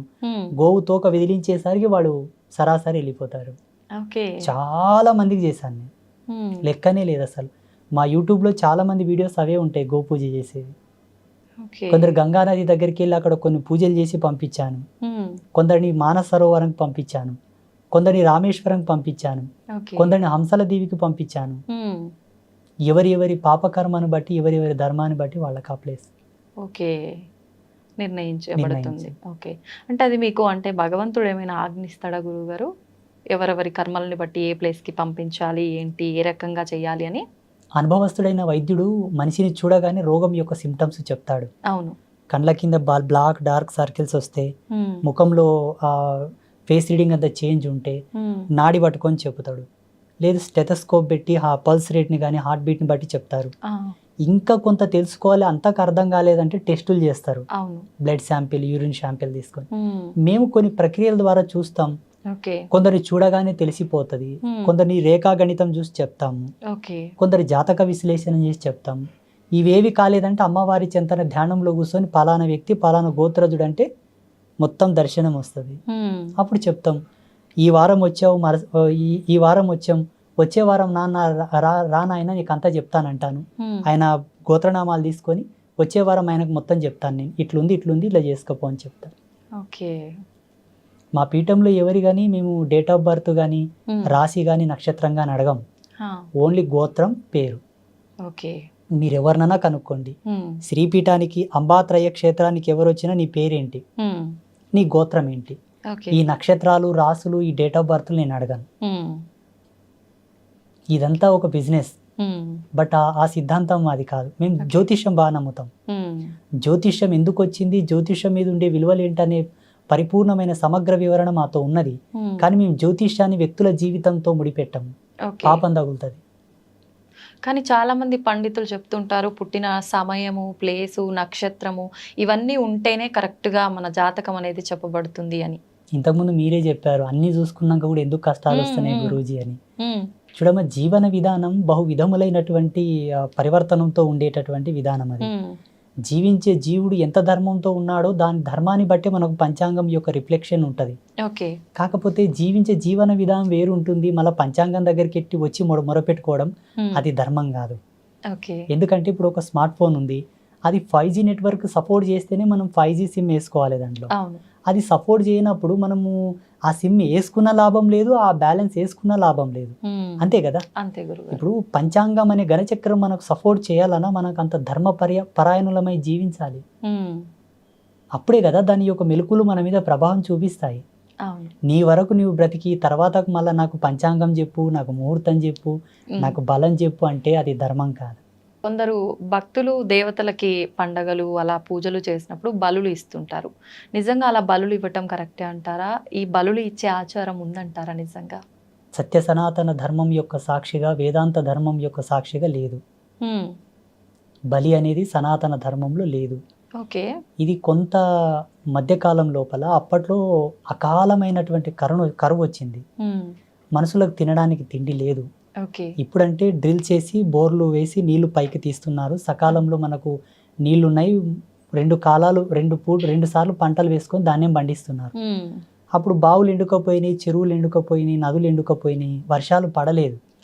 72 సంవత్సరాలకు ఒకసారి అట్లా కరువు వస్తుందమ్మా, అది కాలం యొక్క ధర్మం. సో అలా వచ్చినప్పుడు ఏమైపోయిందంటే తినడానికి తిండి లేదు, చనిపోతున్నారు. ఎక్కడ వాళ్ళు అక్కడ ఆకలి కేకలతో చనిపోతున్నారు. ఎవరో ఒక పుణ్య స్త్రీయో ఒక పుణ్యపురుషుడు శరీరంలోకి భగవంతుడు ఆవహించి ఒక ఆజ్ఞ ఇచ్చాడు. గెట్టలు ఉన్న జీవులని చంపుకొని తినవచ్చు, నీకు నీవుగా సెల్ఫ్గా చంపొద్దు, నీకు పాతుకం తగులుతుంది కానా, దాన్ని తెచ్చి నా ముందల జటకా ఇచ్చి దాని గొంతు నా ముందల కోసి పక్కకు తీసుకెళ్ళి తిను. కొంతకాలమే, కొన్నాళ్ళకు వర్షాలు పడతాయి, మళ్ళీ పుష్కలంగా నీళ్లు నిండుతాయి, యథాతథంగా వ్యవసాయం చేసుకొని కాసిన పండ్లను, కాయలను, దుంపలను, ధాన్యపు రాసులను పండించుకొని తిను, వీటిని పక్కకు పెట్టని చెప్పారు. అలా జరిగింది, అక్కడి నుంచి మొదలైంది ఇది. అలా కొనసాగినటువంటి ఈ ఆచారము, దేవుళ్ళ ముందల జటకా చూపించి కోసుకొని తినే ఆచారము పోను మానవుడికి రుచిగా మారి కంటిన్యూ చేశారు దాన్ని. ఒక 3 generations వెళ్ళిన తర్వాత ఏం మొదలు పెట్టారంటే, మా తాతలు ఇలాగే చేశారండి, మా తాతలు ఇట్లే కోసుకొని తిన్నారు, అమ్మవారికి ఇట్లే కోయమన్నారు, ఇంకోస్తున్నారు. ఇది మా వంశపారంపర్యంగా వస్తున్న ఆచారం. ఇప్పుడు బంద్ చేయండి నాయన, వద్దు అది తప్పన్నా, అయ్యో వీటిని మేము అమ్మవారికి బలి ఇవ్వకపోతే మళ్ళీ ఏమైనా అవుతుందేమో. మాకేమైనా కీడు జరుగుతుందో అదొక అపోహ. వాస్తవం చెప్పాలంటే ఈ భూప్రపంచంలో రెండు ధర్మాలు ఉన్నాయి తల్లి. ఒకటి సాధు జన్మ, ఒకటి క్రూర జన్మ. ఓకే. మనిషి క్రూర జన్మనా సాధు జన్మనా? క్రూరనే గురువుగారు. మనిషి క్రూరుడేనా? అయితే తినవచ్చు. అంటే మాంసాహారం జంతువుల్ని బలిచ్చి తీసుకొని తింటున్నారంటే క్రూరులు అన్నట్టే కదా గురు. ఇప్పుడు జంతువులు ఇప్పుడు ప్రతి మానవుడు నేను క్రూరుణ్ణి అని ఒప్పుకుంటే మాంసం తినొచ్చు తల్లి. లేదు నేను క్రూరుని కాను, నేను సాధువుని. సాధువుని అంటే మాలాగా కాదు. సాధుత్వం అంటే అర్థం ఏంటంటే ఎవరిని హింసించక, ఎవరిని బాధ పెట్టక, ఎవరి జోలికి వెళ్లకుండా తనకు తానుగా ధర్మంగా బ్రతికే ప్రతి జీవిని సాధువుతో పోల్చవచ్చు. ఇప్పుడు సోకాళ్ళు సాధువు అంటే మమ్మల్ని అనుకుంటుంటారు. నో, సాధుత్వం అనేది అది కానే కాదు. క్రూరత్వం సాధుత్వం రెండే. క్రూరత్వం ఏంటంటే ఇప్పుడు సింహం ఉంది తల్లి, తన ఆకలే ప్రధానం. అది జింక పిల్లనా, జింకనా, కుంటిదా, గుడ్డిదా దానికి సంబంధం లేదు. అది నిద్రపోతుందా, పడుకున్నదా, ఏం చేస్తుందో సంబంధం లేదు. వెళ్ళడం, చంపుకోవడం, తినడం, పడుకోవడం. ఇది క్రూర జన్మలకు ఉండేటటువంటి విలువలు. ఇప్పుడు ప్రస్తుత సమాజంలో తన కడుపు కోసం, తన ఫ్యామిలీని మంచిగా సుఖ సంతోషాలతో చూసుకోవడం కొరకు అందరినీ చంపుతాం, పొడుస్తాం, అన్ని ఆకృత్యాలు చేసి మళ్ళీ నా ఇంటికి వస్తామంటే క్రూర జన్మలే. అంతే కదా. ఇప్పుడు మనిషి జన్మకు ఒక ధర్మం ఉంది తల్లి. ఎన్నాళ్ళు బ్రతికినా చలిచీమకైనను అపాయం తలపెట్టకుండా బ్రతుకు, అప్పుడు ఉత్తముడవై భాసిల్లేదవుగా కానీ మనకు శాస్త్రాలు చెబుతా ఉన్నాయి. అట్లాంటప్పుడు సమాజంలో వ్యాపార ధోరణిలో కొందరిని మోసం చేయాల్సి వస్తుంది కదా స్వామీజీ అనుకోవచ్చు. వ్యాపారంలో ఒక 10 రూపాయల ప్రోడక్ట్ని 15 రూపాయలకు అమ్మాలి. అప్పుడే లాభాలు వస్తాయి, వ్యాపారం ఇంకొంత విస్తరణ జరుగుతుంది, 10 మందికి ఉపాధి ఇస్తాం, మీరు కూడా కొంత సుఖ సంతోషాలతో జీవిస్తారు. ఆడ కౌంటర్ మీద కూర్చున్నందుకు వాళ్ళకు కూడా 10 రూపాయల కూలి వస్తుంది. దీనికి ధర్మం ఎప్పుడు నిషిద్ధం చెప్పలే, అది జీవన భృతి. మేకను కోయడం, గొర్రెను కోయడం, కోడిని కోయడం, ఎద్దును కోయడం కాడ వచ్చింది పంచాయతీ. రెండవది ఈ వైన్స్ ఉన్నాయి కదా, మా మందు అమ్మే షాప్స్ ఉన్నాయి కదా, ఈడ వచ్చింది పంచాయతీ. మూడవది ఆడపిల్లల మీద అఘాయిత్యాలు చేస్తారు కదమ్మా, ఇది ఒక పెద్ద పంచాయతీ. అందుకే ధర్మం ఏం చెప్పిందంటే త్రిమాకారం వర్జయేద్ సాధు జన్మ పరిపూర్ణత. 3 మద్యము, మాంసము, మగువ. ఈ త్రిమకారాలను గనక వదిలివేస్తే జీవుడు తరించుట తథ్యము. అనగా కంప్లీట్గా నాన్ వెజ్ బంద్ చేయాలి, కంప్లీట్గా ఆల్కహాల్ బంద్ చేయాలి.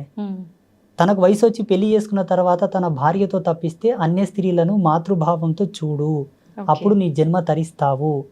అలా పాటించిన ఆ ధర్మం చేత నువ్వు పిల్లల్ని కంటే వాళ్ళు పుణ్యాత్ములై పుడతారు, వాళ్ళకు రోగాలు రావు, వాళ్ళకి ఏ గండాలు గణింత్రాలు రావు, వాళ్ళు పుణ్యాత్ములై పుడతారు. ఇప్పుడు ఎంతమంది చేస్తున్నారు, ఎంతమంది పుడుతున్నారో మీరు ఆలోచించాలి. ఇంకా ఇది ఇప్పుడు కాదు, శాస్త్ర వాంగ్మూలం ఏర్పడ్డప్పటి నుంచే ఉంది మనకు, కొన్ని లక్షల సంవత్సరాల క్రితమే. అప్పుడున్న శాస్త్రం ఎవరు పాటిస్తున్నారు, ఇప్పుడు ఎందుకు ఇంత కర్మాత్ములై పుడుతున్నారు? మరి సబ్జెక్ట్ ఈజ్ అవాయిడ్ కంప్లీట్లా. అంటే సత్యాన్ని పక్కన పెట్టారు, అవాస్తవం తెచ్చి ముందల పెట్టారు ఇప్పుడు మార్కెట్లో. సోకాళ్ళు సిద్ధాంతులు కూడా ఇప్పుడు మేము పంచమాకారాలు చేస్తాం అమ్మవారికి, పంచమకారాలతోని మేము పూజ చేస్తామని ఈ మధ్యలో చాలా వీడియోస్ వచ్చినాయి మనకు. సిద్ధాంతులే, బ్రాహ్మిన్సే చాలా మంది. కానీ ఈ వాస్తవంగా ఋషి వాటి పంచమకారాలను ఎందుకోసం తీశాడన్న జ్ఞానం వాళ్ళకి ఇంకా తెలియదు.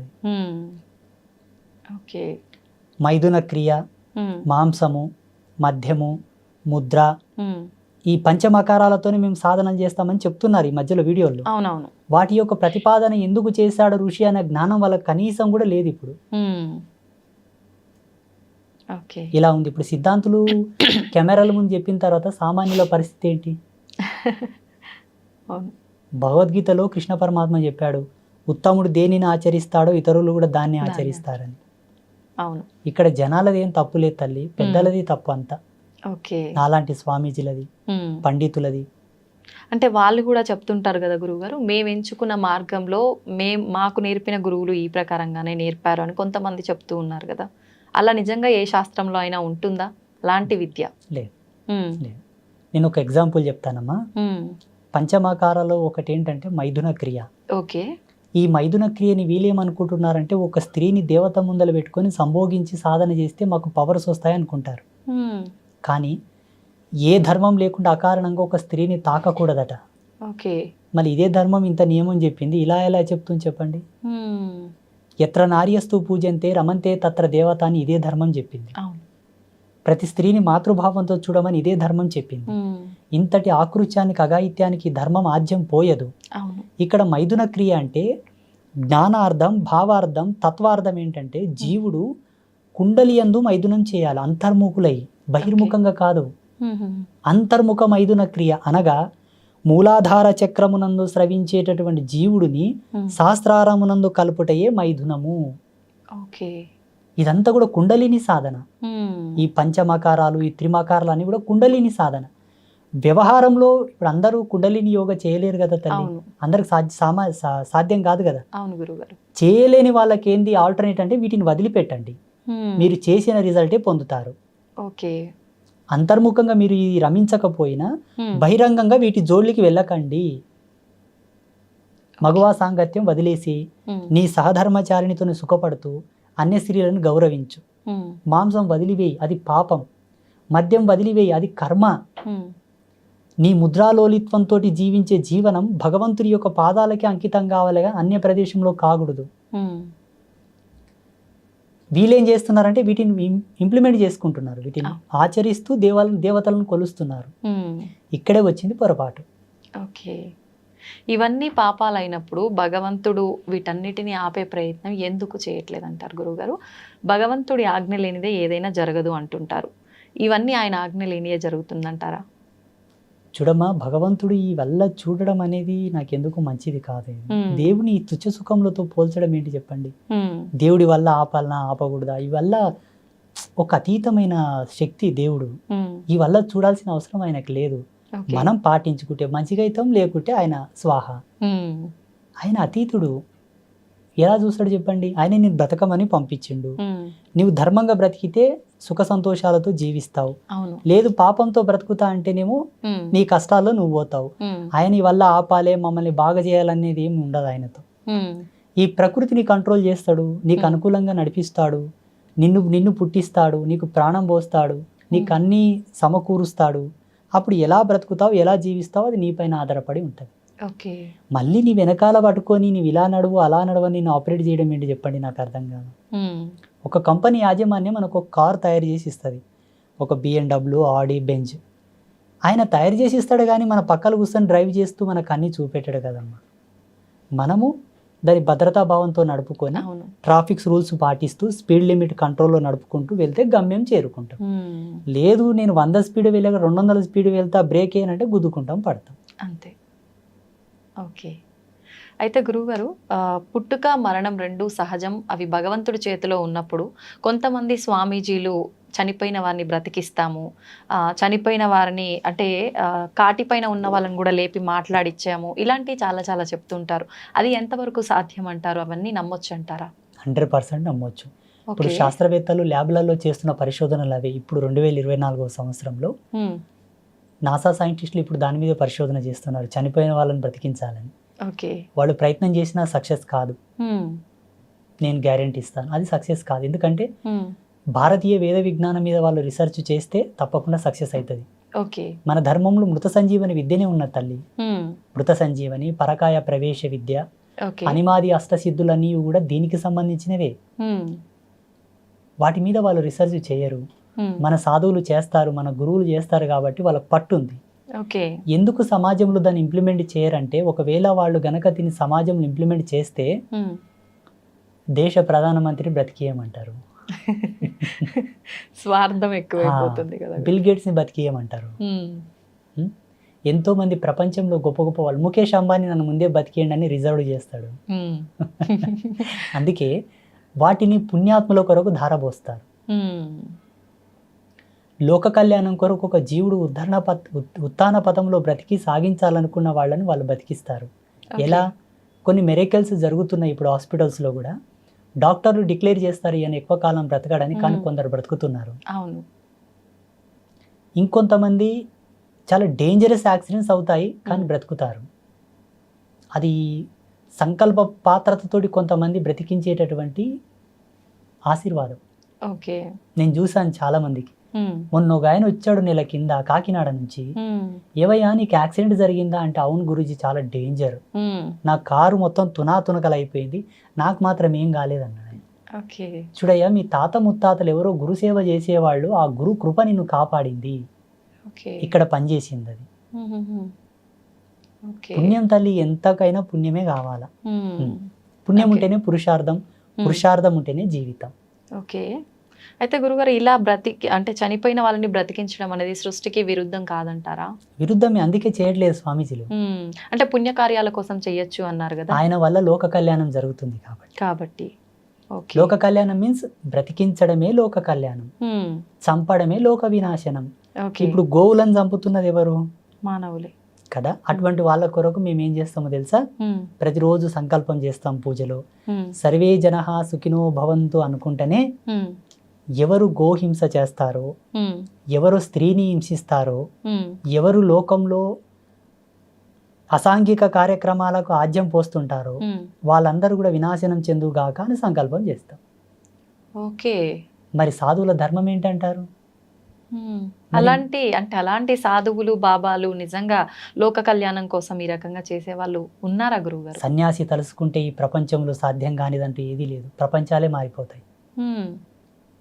ఈ భారతదేశం ఇంతమంది దాడి చేయంగా కూడా ఇంతగా నిలబడిందంటే సాధువుల యొక్క సంకల్ప శక్తి మాత్రమే. మరి అంత సంకల్ప శక్తి ఉన్నప్పుడు, ఇంతకు ముందు మనం చూసుకున్నాం కరోనా లాంటి మహమ్మారి వల్ల చాలా మంది ప్రాణాలు కోల్పోయారు. ఇలాంటివి రాకుండా ఎందుకు పోతున్నారంటారు గురుగారు? ప్రపంచం గురించి నాకు సంబంధం లేదు. ఇక్కడ మనం కూర్చున్నామంటే ఇదే మన ప్రపంచం. ఓకే. కెమెరామ్యాన్స్ ఇద్దరు, మీరు నేను. ఇది ప్రపంచం, వర్తమాన ప్రపంచం. బయటికి వెళ్తే భవిష్యత్ ప్రపంచం అవుతుంది. గడిచిపోయింది భూత ప్రపంచం. నేను ఇప్పుడు ఎవరెవరిని కలిసి వచ్చాను, ఎవరెవరితో మాట్లాడాను. అవును. ఇప్పుడు ఇక్కడ ఉన్నాం కాబట్టి భగవత్ సాక్షిగా నేను కొలిసి అమ్మ సాక్షిగా ఒక మాట చెప్తాను. 2020లో కరోనా వచ్చినప్పుడు నేను అమ్మవారితో 7 రోజులు అనుష్ఠానంలో కూర్చున్నాను.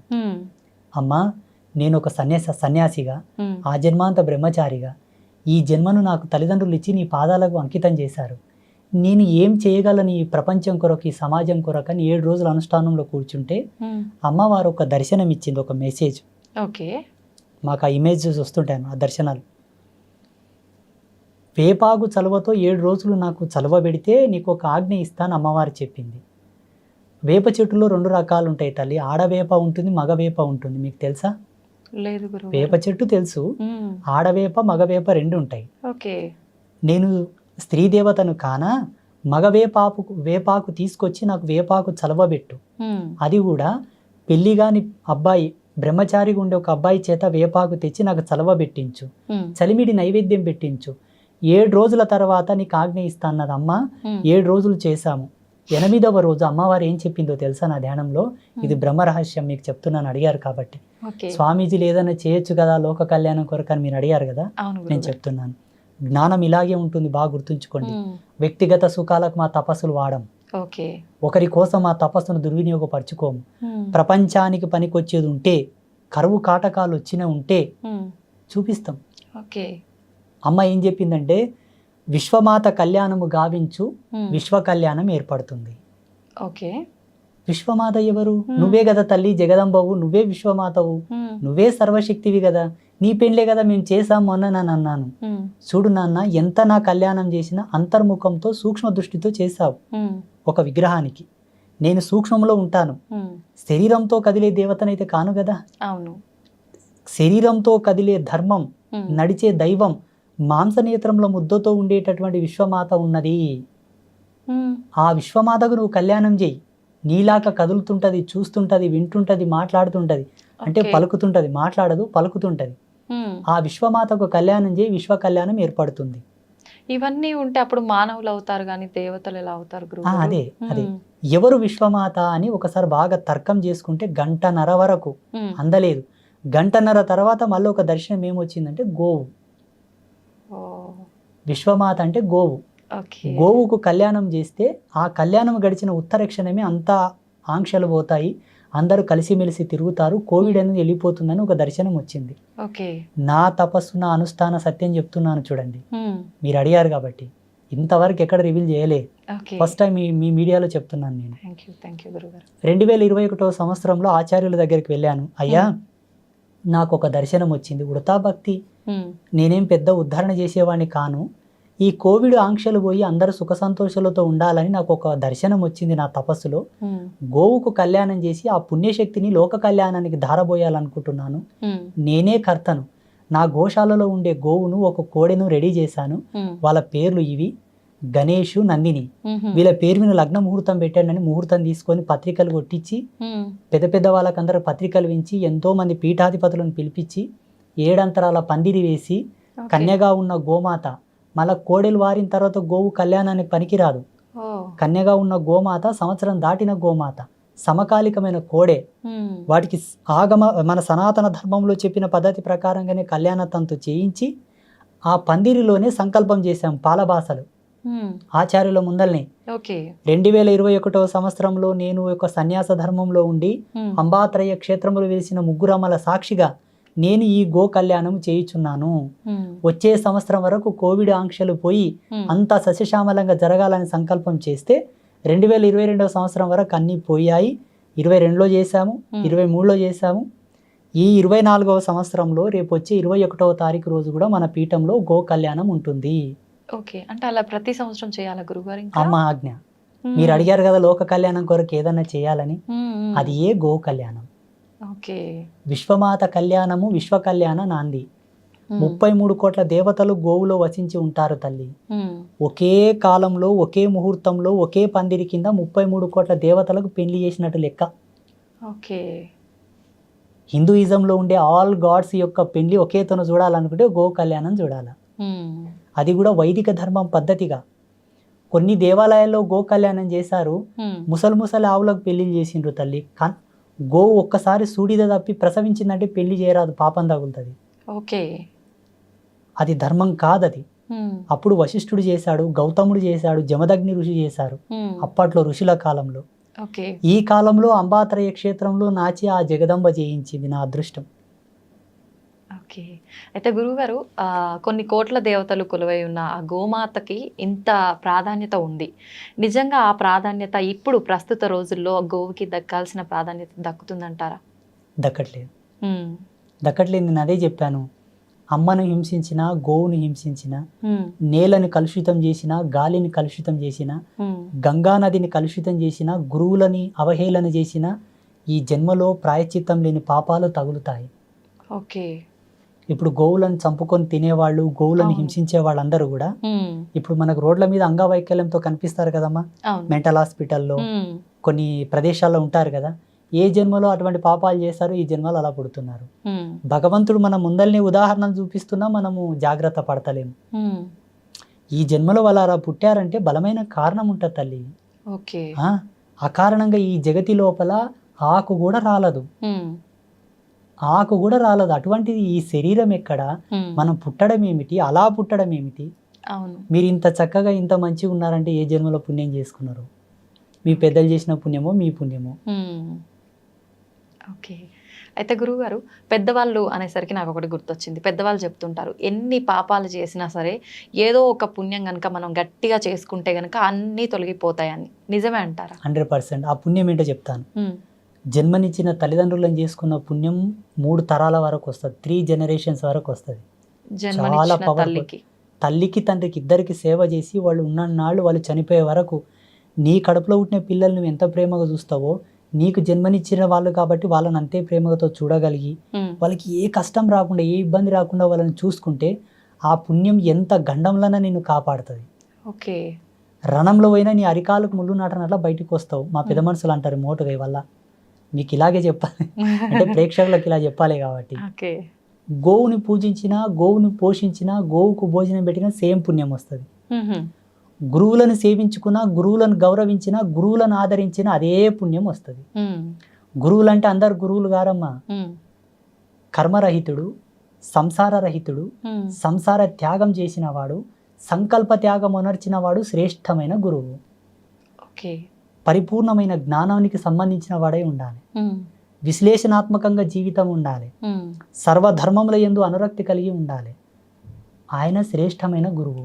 కాషాయం కండువ భుజమి నేసుకున్న వాళ్ళంతా గురువులు గారు. ఓకే, ఇది కూడా మరి అంటే ఇప్పుడు దొంగ స్వామీజీలు చాలా మంది ఎక్కువైపోయారు కదా గురువు గారు. అలాంటి వాళ్ళని మనం ఎలా గుర్తించవచ్చు అంటారు? ఈ జన్మలో కాషాయం కప్పుకొని మోసం చేస్తున్న వాళ్ళంతా మరు జన్మలో ఎలా పుడతారంటే మతిహీనులై పుడతారు, పిచ్చి పిచ్చి చేష్ట చేసే వాళ్ళు పుడతారు.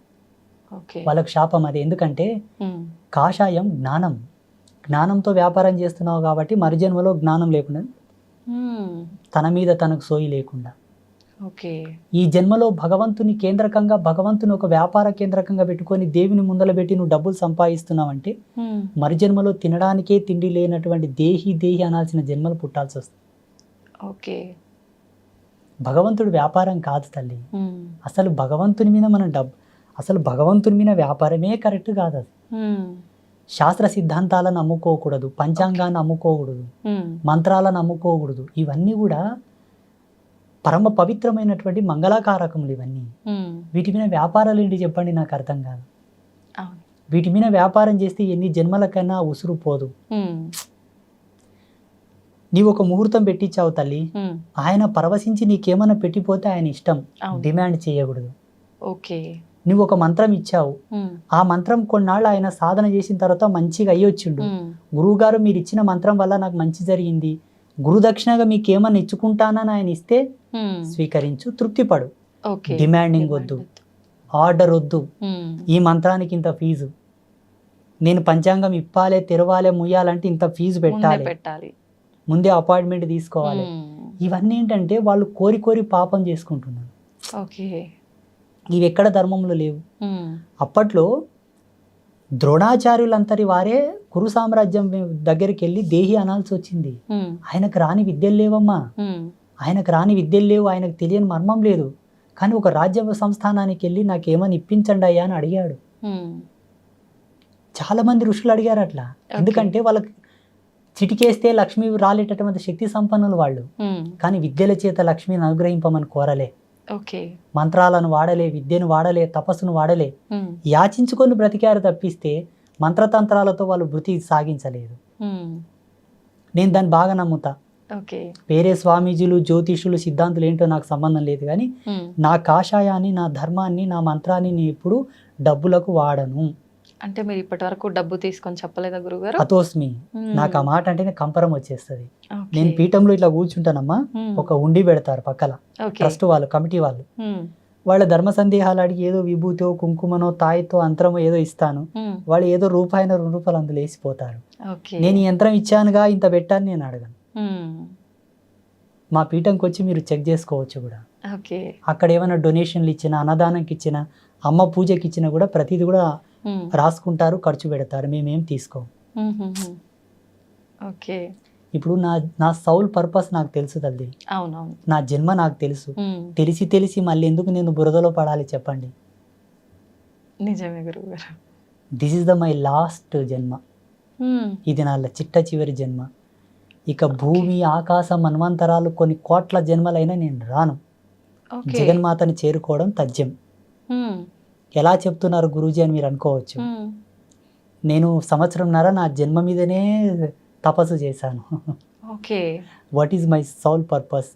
ఎక్కడి నుంచి వచ్చాను, ఎందుకు ఇక్కడ ఈ బిజవారం గ్రామంలో పుట్టాలి, ఈ తల్లిదండ్రులకి ఎందుకు పుట్టాలి, ఎందుకు నాకు ఈ ఆధ్యాత్మిక అన్వేషణ రావాలి, అమ్మవారిని పూజించాలి ఎందుకు అనాలబ్బా? శివుని పూజించవచ్చు కదా, విష్ణుమూర్తిని పూజించవచ్చు కదా, గణపతిని పూజించవచ్చు కదా, అమ్మ మీదనే ఎందుకు నా నాడి కొట్టుకుంటుందని కూడా రీసెర్చ్ చేశాను. ఏ వంకతో జగదంబ పాదాలు పట్టుకున్నా వాళ్ళకు జన్మ సార్థకమైనట్లే. అమ్మనే ఈ భవసాగరం నుండి మనల్ని తరింపజేయగలదు, ఇది సత్యం. అమ్మని పట్టుకున్నాను, ఈ జన్మకు ముక్తి వచ్చినట్లనే. ఇంకోటి ఏంటంటే భవబంధ విమోచనము అని మన ధర్మంలో చెప్పబడి ఉన్నది. భవ విమోచనం అంటే సమాజం నుంచి మనకు రిజర్వేషన్, అంటే ఈ సమాజం నుంచి విముక్తి. సమాజంలో కొన్ని 100 మంది మెచ్చగలిగే పని చేస్తే ఆయన విముక్తి పొందినట్లే. సమాజంలో 100 మందికి అన్నం పెడుతున్నావు తల్లి, 100 మందికి ఉపాధి ఇచ్చావు. ఒక 100 మంది నీ గురించి తాపత్రయపడుతున్నాడు, ఇతని చల్లగా ఉంటే మా కడుపులు చల్లగా ఉంటాయని తాపత్రయపడతారు చూసారా, వాళ్ళు ముక్తిని పొందినట్టు లెక్క.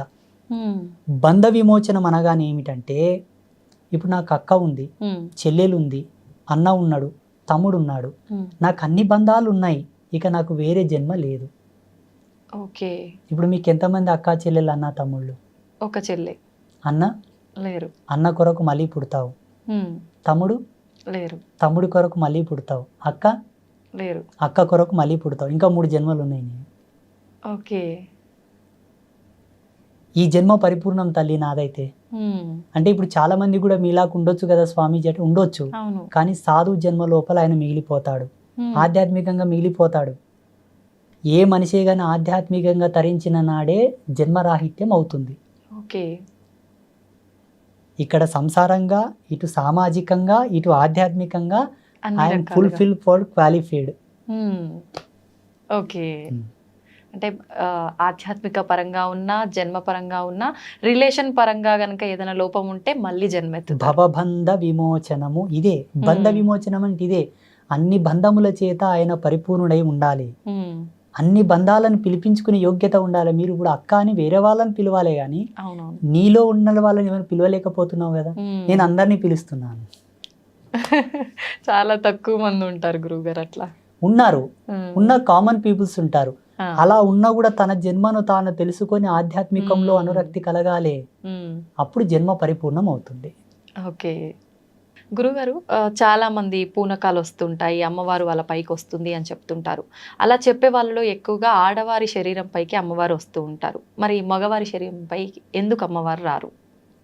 పూనకం అనే దానికి 3 నిర్వచనాలు ఉన్నాయి. ఒకటి, వాళ్ళు ఫీల్ అవుతారు దేవుణ్ణి. ఓకే. వీళ్ళు సెల్ఫ్గా ఫీల్ అవ్వడం వల్ల ఆ ఫీలింగ్స్ అనేది అబ్జర్వ్ చేసుకుంటుంది బాడీ. అబ్జర్వ్ చేసుకొని ఆ ఫీలింగ్స్ అనేది, ఆ వైబ్రేషన్స్ వాళ్ళ లోపల చొరబడి బాడీని ఆ విధంగా షేక్ చేయడము, అంటే ఊగడము, దుంకడము, కదలడం లాంటివి చేస్తుంటాడు. That's one of the feeling of spirituality. అదొక ఆధ్యాత్మికమైన అనుభవం, ఒక ఫీలింగ్ అది. ఇది ఒక రకం. రెండవది, కొందరికి బై బర్త్ నుంచే కుండలి లోపల భగవత్ ప్రేరణ ఉంటుంది. బై బర్త్ నుంచి. అది ఉత్తర జన్మ లోపల ఆయన దైవ సంభూతుడై ఉండి ఆ జన్మలో అవశేషాలు తీరక చనిపోయి ఉంటే ఈ జన్మలో ఆ శేషం ప్రకారంగా ఆయనకు దేవుడు పూనవచ్చు. ఓకే. కొందరికి మధ్యలో ఆధ్యాత్మికమైనటువంటి దర్శనాలు కొన్ని జరిగి ఒక దేవతను చూసి, లేదా ఎవరో గురువు శక్తిపాతం చేయడం వలన, గురువు యొక్క కృప తగలడం వలన, భగవత్ కృప ప్రసరించడం వలన ఏదో పుణ్యకార్యం చేయాలని కూడా కొందరు అలా మారిపోతారు. 3 రకాలు ఉంటాయి. ఇందులో భగవంతుడు ఆడవాళ్ళనే పూనుతాడు, మగవాళ్ళనే పూనుతాడని ఏం లేదు. భగవంతునికి లింగభేదం లేదు అసలు. ఏదో ఒక గొప్ప లోక కళ్యాణకారకమైన సందేశం ఇవ్వాలనుకుంటే భగవంతుడు అంతటి పుణ్య చరిత్రులైనటువంటి వాళ్ళ దేహమునందు ఆ ఫీలింగ్స్ ప్రవేశింపజేస్తాడు, ఆ ఎనర్జీస్ దింపుతాడు. వచ్చిన ఆ ఎనర్జీస్ చేత ఆయన పలుకుతాడు, ఫలానా రోజు ఇది జరగబోతుంది. 10 మందికి పనికొసేది, ఒకరి కోసం చెప్పరు. మళ్ళా ఒకరి కోసం దేవుడు ఎప్పుడు పలకడు. లోక కళ్యాణమే భగవంతుడు అంటేనే జీవో జీవశ్య జీవనం. లోక కళ్యాణ కారకమే దైవత్వం. మిగతంతా ఇదంతా సెల్ఫ్, వాళ్ళు ఇష్టపడి చెప్తారు తప్పిస్తే దేవుడు ఎప్పుడు అలా చెప్పించాడు. ఇలా చాలా ఉన్నాయమ్మా, మా జీవితంలో చాలా జరిగాయి. ఒక వ్యాన్ లోపల ఒక 30 మంది వెళ్తున్నారు, ఒక పెద్ద DCM లోపల పెళ్లికి. దానికి ఏదో సమ్ బ్రేక్ వీక్ అయిపోయి అంతమంది పడాల్సి ఉన్నది. ఎవరో ఒక పుణ్యాత్ముడు దారి మధ్యలోకి వచ్చి చెప్పాడు, దాన్ని ఆపి, దీని బ్రేక్ తెగిపోతుంది, మీరు పడతారు, దిగి చెక్ చేసుకోండి అంటే వాస్తవంగా లూజ్ అయింది బ్రేక్ వైర్. అంటే 10 మందిని కాపాడడానికే దేవుడు పూనుతాడు. అక్కడ ఆడ మగ అని ఏం తేడా ఉండదు. కాకపోతే భగవంతుడు ఎవరికి ప్రవేశిస్తాడంటే ఆ శరీరం కూడా అంత శుద్ధి నొంది ఉండాలి, ఆ మనసు అంత పరిపూర్ణమై ఉండాలి, ఆ వ్యక్తి అంతటి సదాచార సంపన్నుడై ఉండాలి. తప్పకుండా. ఇప్పుడు మనం ఒకరిని ఇంటికి గెస్ట్గా పిలవాలంటేనే ఆయన యొక్క హోదాను చూస్తాం, ఆయనకు గొప్పతనం చూస్తాం. ఆయన ఎంత నీట్గా ఉన్నాడు, ఎంత శుభ్రంగా ఉన్నాడు, ఎంత బాగున్నాడు, డ్రెస్ ఎలా మెయింటైన్ చేస్తున్నాడు, అలా ఉన్న వాళ్ళని పిలుస్తాం. భగవంతుడు నీ శరీరం నందు ప్రవేశించాలంటే నీ దేహం ఎంత శుద్ధి ఉండాలి, నీ నడవడికి ఎంత సత్యమై ఉండాలి, నీ జన్మ ఎంత పరిపూర్ణమై ఉండాలి. ఇవి కూడా కంపల్సరీ. నేను అడ్డం వచ్చినట్లా పనులు చేస్తా, అడ్డం వచ్చిన వాళ్ళ తింటా తాత, ఏమి శరీర శుద్ధి ఉండదు, మనశ్శుద్ధి ఉండదు, వ్యవహార శుద్ధి ఉండదు, ఏదో నా పిచ్చి కొద్దీ నేను ఊగుతా అంటే అది మన యొక్క వీక్నెస్ తప్పిస్తే దేవుడికి మనకి సంబంధం లేదు. అయితే మనం విలేజెస్లో ఎక్కువగా చూస్తుంటాం గురుగారు, మీరు చెప్పినట్టుగా ఇట్లా శీఘం వచ్చింది, పూనకము వాళ్ళు చెప్తూ ఉంటారు చాలా మందికి. అలాంటి వాళ్ళే ఎక్కువగా అంటే చెడు వ్యసనాలు ఇలాంటివి ఉంటుంటాయి అని చెప్పి, అంటే ఇప్పుడు వాళ్ళు అవన్నీ చేస్తున్నారు అంటే వాళ్ళు చెప్పేదంతా తప్పు, వాళ్ళకి నిజంగా భగవంతుడు వాళ్ళ పైకి రావట్లేడు అని అనుకోవచ్చు అంటారా? మేము సాధు ధర్మంలో ఉన్నాం, ప్రతిదీ కూడా శాస్త్ర సిద్ధాంత ధర్మంతోనే చెప్పాలి, అనుభవంతోనే చెప్పాలి, స్వీయ విశ్లేషణను ఉండాలి, మేము రీసెర్చ్ చేసానే ఉండాలి. అవునవును. మా అవ్వ జోగిని, మాది 7 తరాల జోగిని వంశం, ఎల్లమ్మ తల్లి పూజారులు, మా తాత ముత్తాతల కానుంటి కూడా. సో మా అవ్వ ఏం చెప్పేదంటే, చూడు నాన్న, ఒక వ్యక్తి జోగినిగా మారాలంటే, ఒక స్త్రీ జోగినిగా మారాలంటే బై బర్త్ నుంచి ఆమెకు స్పిరిచువల్ ఫీలింగ్స్ ఉండాలి, పుట్టినప్పటి నుంచి ఆధ్యాత్మిక మెలకువలు ఉండాలి. దేవుడు, పూజలు, దేవుళ్ళకు మొక్కడం, దేవుళ్ళని చూస్తే ఏదో ఫీల్ అయిపోవడం, దేవుళ్ళని చూస్తే దేవుడే తనే దేవుడని ఫీల్ అయిపోవడం లాంటి సిమ్టమ్స్ ఉంటే ఈమె దేవతకు సంబంధించిన స్త్రీ, ఈమె సంసారానికి పనికిరాదు, పెళ్లి చేసిన భర్తను చేరదీయదు, పిల్లల్ని కనదు, వాళ్ళకి ఆ ఫీలింగ్సే ఉండవు అసలు. ఆ సిమ్టమ్స్ గుర్తుబట్టి వాళ్ళని దేవుడికి లగ్నం చేసి దేవత పేరు మీద పూజలు పునస్కారాలు చేస్తూ ఆ పుణ్యం 10 మందికి ధారబోయమని పెట్టేవాళ్ళు ఆమెని. ఇప్పటికి చాలా మంది సొసైటీలో ఉన్నారు సెక్సువల్ ఫీలింగ్స్ లేని వాళ్ళు, చాలా మంది ఉన్నారు ఇప్పటికీ. అప్పట్లో ఈ జన్మను వృధా కానివ్వకుండా, ఈ జన్మ వేస్ట్ కాకుండా కొన్ని తంతులు చేసేవాళ్ళు మన పెద్దలు. అందుకే చచ్చిపోతే కూడా పేగడుగుతాం, పేగడిగి మళ్ళీ పూలదండేసి బొట్టు పెట్టి కొన్ని సంస్కారాలు, కొన్ని తంతులు చేసిన తర్వాతనే బొందలు పెడతాం. చచ్చిన శవానికి కూడా సంస్కారం ఉంది మన ధర్మంలో. అట్లాంటప్పుడు నువ్వు పుట్టినవు, ఈ జన్మ వృధా కాకూడదు, ఊక ఉన్న జన్మ ప్రేత ఆవాహనం అవుతుందంట తల్లి. ఊక ఉన్న శరీరం ప్రేత ఆవాహనం అవుతుందంట. ఇప్పుడు ఒక ఇల్లును ఊక వదిలేసామనుకోండి, అడ్డం వచ్చిన చెత్త చెదారం, బల్లులు, పురుగులు గూడు పెట్టినట్లనే ఈ జన్మ కూడా ఊక పెట్టకూడదని కొన్ని తంతులు చేసి ఆయనను ఒక పరిపూర్ణుని చేసేవాళ్ళు. ఆడపిల్ల గాని మగపిల్లాడు గాని కత్తికి బాస్యం కట్టి పెళ్లి చేసి దేవుని పేరు మీద పెట్టేవాళ్ళు. తర్వాతకి ఎట్లయిపోయిందంటే, ఈమె ఊకుందని చెప్పి అధికార దాహం చేత ఆమె మీద లైంగికంగా దాడి చేయడం, డబ్బున్న వాళ్ళు, పలుకుబడి ఉన్నవాళ్ళు ఆమెను వాడుకోవడం, ఆమెను ఎటు కాకుండా రోగాల పాలు చేసేయడం. అది చూసిన కొంతమంది సంఘ సంస్కర్తలు ఉద్యమాలు మొదలుపెట్టారు. జోగిని వ్యవస్థను రద్దు చేయాలా, ఈ దేవదాసి వ్యవస్థను తీసేయాలా, ఈ దేవుళ్ళ పేరు మీద పెట్టే వ్యవస్థను తీసివేయాలని చెప్పేసి. వీళ్ళు చేసింది సత్యమే, ఎందుకంటే ఆకృత్యాలు జరుగుతున్నాయి, కానీ జరిపే వాళ్ళని అరికట్టాలి కానీ ఆ వ్యక్తిని అరికట్టడం ధర్మం కాదు. జోగిని వ్యవస్థ మీద పెద్ద విశ్లేషణ ఉంది, చాలా దార్శనికత ఉందాడ. మా నాయనమ్మ ఏం చెప్పేదంటే, కంచం పొత్తు మంచం పొత్తు లేని వాళ్ళేరా భగవంతుని పొందుటకు అర్హులనే అనేది మా నాయనమ్మ. కంచం పొత్తు ఉండకూడదు, ఎవరి పొత్తులో తినని వాళ్ళు. మంచం పొత్తు అంటే బెడ్ షేరింగ్ ఉండకూడదు. వాళ్ళు సత్యమంతులు, ఆడపిల్ల కానీ మగపిల్లగాడు కానీ వాళ్ళకు భగవంతుడు పూనుతాడు, వాళ్ళు చెప్పింది భవిష్యవాణి. మా నాయనమ్మ చెప్పేది, భగవంతుడు పూనిన తర్వాత వాళ్ళ శరీరం చాలా తేలిక అవుతుందంట. సిమ్టమ్స్ చెప్పేది మళ్ళా, ఒక తక్కెట్లో కూర్చోబెట్టి ఇంకో తక్కెట్లో 5 మల్లెపూలు వేస్తే సమానం అయ్యేవాళ్ళట. సత్యంగా భగవంతుడు వస్తే శరీరం అలాగే అవుతుంది, 5 మల్లెపూలంత బరువు అవుతుంది. ఆ 5 మల్లెపూలని పచ్చి కుండ మీద పెట్టి నిలబెట్టినా కూడా కుండ పగలదు. ఆ మల్లెపూలను తీసి కుండ మీద వేస్తే కుండ పగలదు. ఈ వ్యక్తి కూడా ఒంటికాల మీద ఆ పచ్చి కుండ మీద నిలబడాలి, ఎవరు సపోర్ట్ లేకుండా, ఎవరు తగలకుండా. ఒంటికాల మీద కుండ మీద నిలబడి సిగ మూగితే అది భవిష్యవాణి. ఇప్పుడు దేవుడు తన లోపల ఉంటేనే కదమ్మా సత్యం ఉంటుంది, సత్యం ఉంటేనే కదా కుండ పగలదు. ఇవల్ల సిమ్టమ్స్ చెప్పేది మా నాయనమ్మ. నేను అప్పుడు అనుకునేవాడిని, ఈ కాలంలో ఎవరున్నారు ఇంత సత్యంగా? ఒకవేళ సిగం వచ్చిన వాళ్ళని తక్కెట్లో కూర్చోబెట్టి మల్లెపూలు వేసిన సమాంతరం అవుతారా? కారు. అలా సిగం వచ్చిన వాళ్ళను ఒంటి కాలు మీద పచ్చి కుండ మీద నిలబెడితే కూడా కుండ ఉంటుందా? పగిలిపోతుంది. ఇలా వెతుక్కుంటూ పోతే సమాజంలో చాలా మంది వెళ్తారు తల్లి. ఇప్పుడు ఇట్లా సిగమూగే వాళ్ళంతా సత్యమంతులు కారా స్వామీజీ అంటే మనం అనలేము. వాళ్ళ వ్యక్తిగతమైన ఫీలింగ్స్ అయి ఉండొచ్చు, భగవంతుడి యందు వాళ్ళు రమించేలా ఊగవచ్చు, అది వాళ్ళ యొక్క ధర్మం, వాళ్ళ యొక్క విధి విధానాలు. ఇప్పుడు ధర్మం ఏంటి స్వామి అని మీరు అడిగారు కాబట్టి ఈ సిమ్టమ్స్ ఉండాలమ్మా, అది సత్యం. గురుగారు, ఒక యోగిగా మీ జన్మకి సార్థకత, లక్ష్యం ఏంటి గురుగారు? నేను ఆజన్మాంత బ్రహ్మచారిగా, ఆత్మజ్ఞానం జ్ఞానయోగంలో ఉండే ఒక ఆత్మ సన్యాసిగా. మాది దండ సన్యాసం కాదు. మీరు జేర్ స్వామి దగ్గరికి వెళ్ళారన్నారు కదా. అవును గురుగారు. వారి దండ సన్యాసం, అది బహిర్ముఖ సన్యాసం అంటారు దాన్ని. ఆత్మ సన్యాసం అంటే దండ నిర్లిప్తం చేసుకోవాలి, ఆత్మయందు సన్యాసించాలి. అంతర్ముఖ సన్యాసం ఆత్మ సన్యాసం, మాది అంతర్ముఖ సన్యాసం అన్నమాట. నా సన్యాస సంకల్పం ఏమిటి అంటే, సత్య సనాతన ధర్మంలో ఉండే ప్రతి ఆచారము విజ్ఞాన దృక్పథమే, అజ్ఞానం కాదు, మూఢనమ్మకం కాదు. ఇది సమాజంలో నిరూపించాలని ఒక లక్ష్యం నాకుంది. రెండవది, ప్రపంచానికి సనాతన ధర్మం జగద్గురు అని నిరూపించాలి. మూడవది, అమ్మవారు నన్ను ఇలా స్థాపించు నాయనా అని ఒక దర్శనం ఇచ్చినట్లు ఒక గుడి కట్టమని దర్శనం ఇచ్చింది నాకు. ఓకే. ప్రపంచంలో ఆ గుడి ఇప్పటి వరకు రాలేదు. మానవునికి విజ్ఞానం వికసితమై మనిషి పరిజ్ఞానం వైపు నడకలేడుతూ ఇప్పటి వరకు కూడా అటువంటి ఆలయ రూపకల్పన జరగలేదు. అదొక ఆలయ నిర్మాణం చేయాలనే సంకల్పం ఉన్నది. ధర్మస్థాపన చేయాలి. సత్య విశ్లేషణ చంద్రికతో కూడుకున్న ధర్మస్థాపన, సోకాళ్ళు ధర్మస్థాపన కాదు. నేను నేర్చుకున్న ధర్మం ఏంటంటే అమ్మ, శాస్త్రం అనగా స్త్రీ అనగా ఒక్కటే. స్త్రీని అగౌరవపరచడం, స్త్రీని అవహేళన చేయడం ఎంతో, శాస్త్ర అవహేళన అంతే. దీనికి ప్రాయశ్చిత్తం లేదు, దానికి ప్రాయశ్చిత్తం లేదు.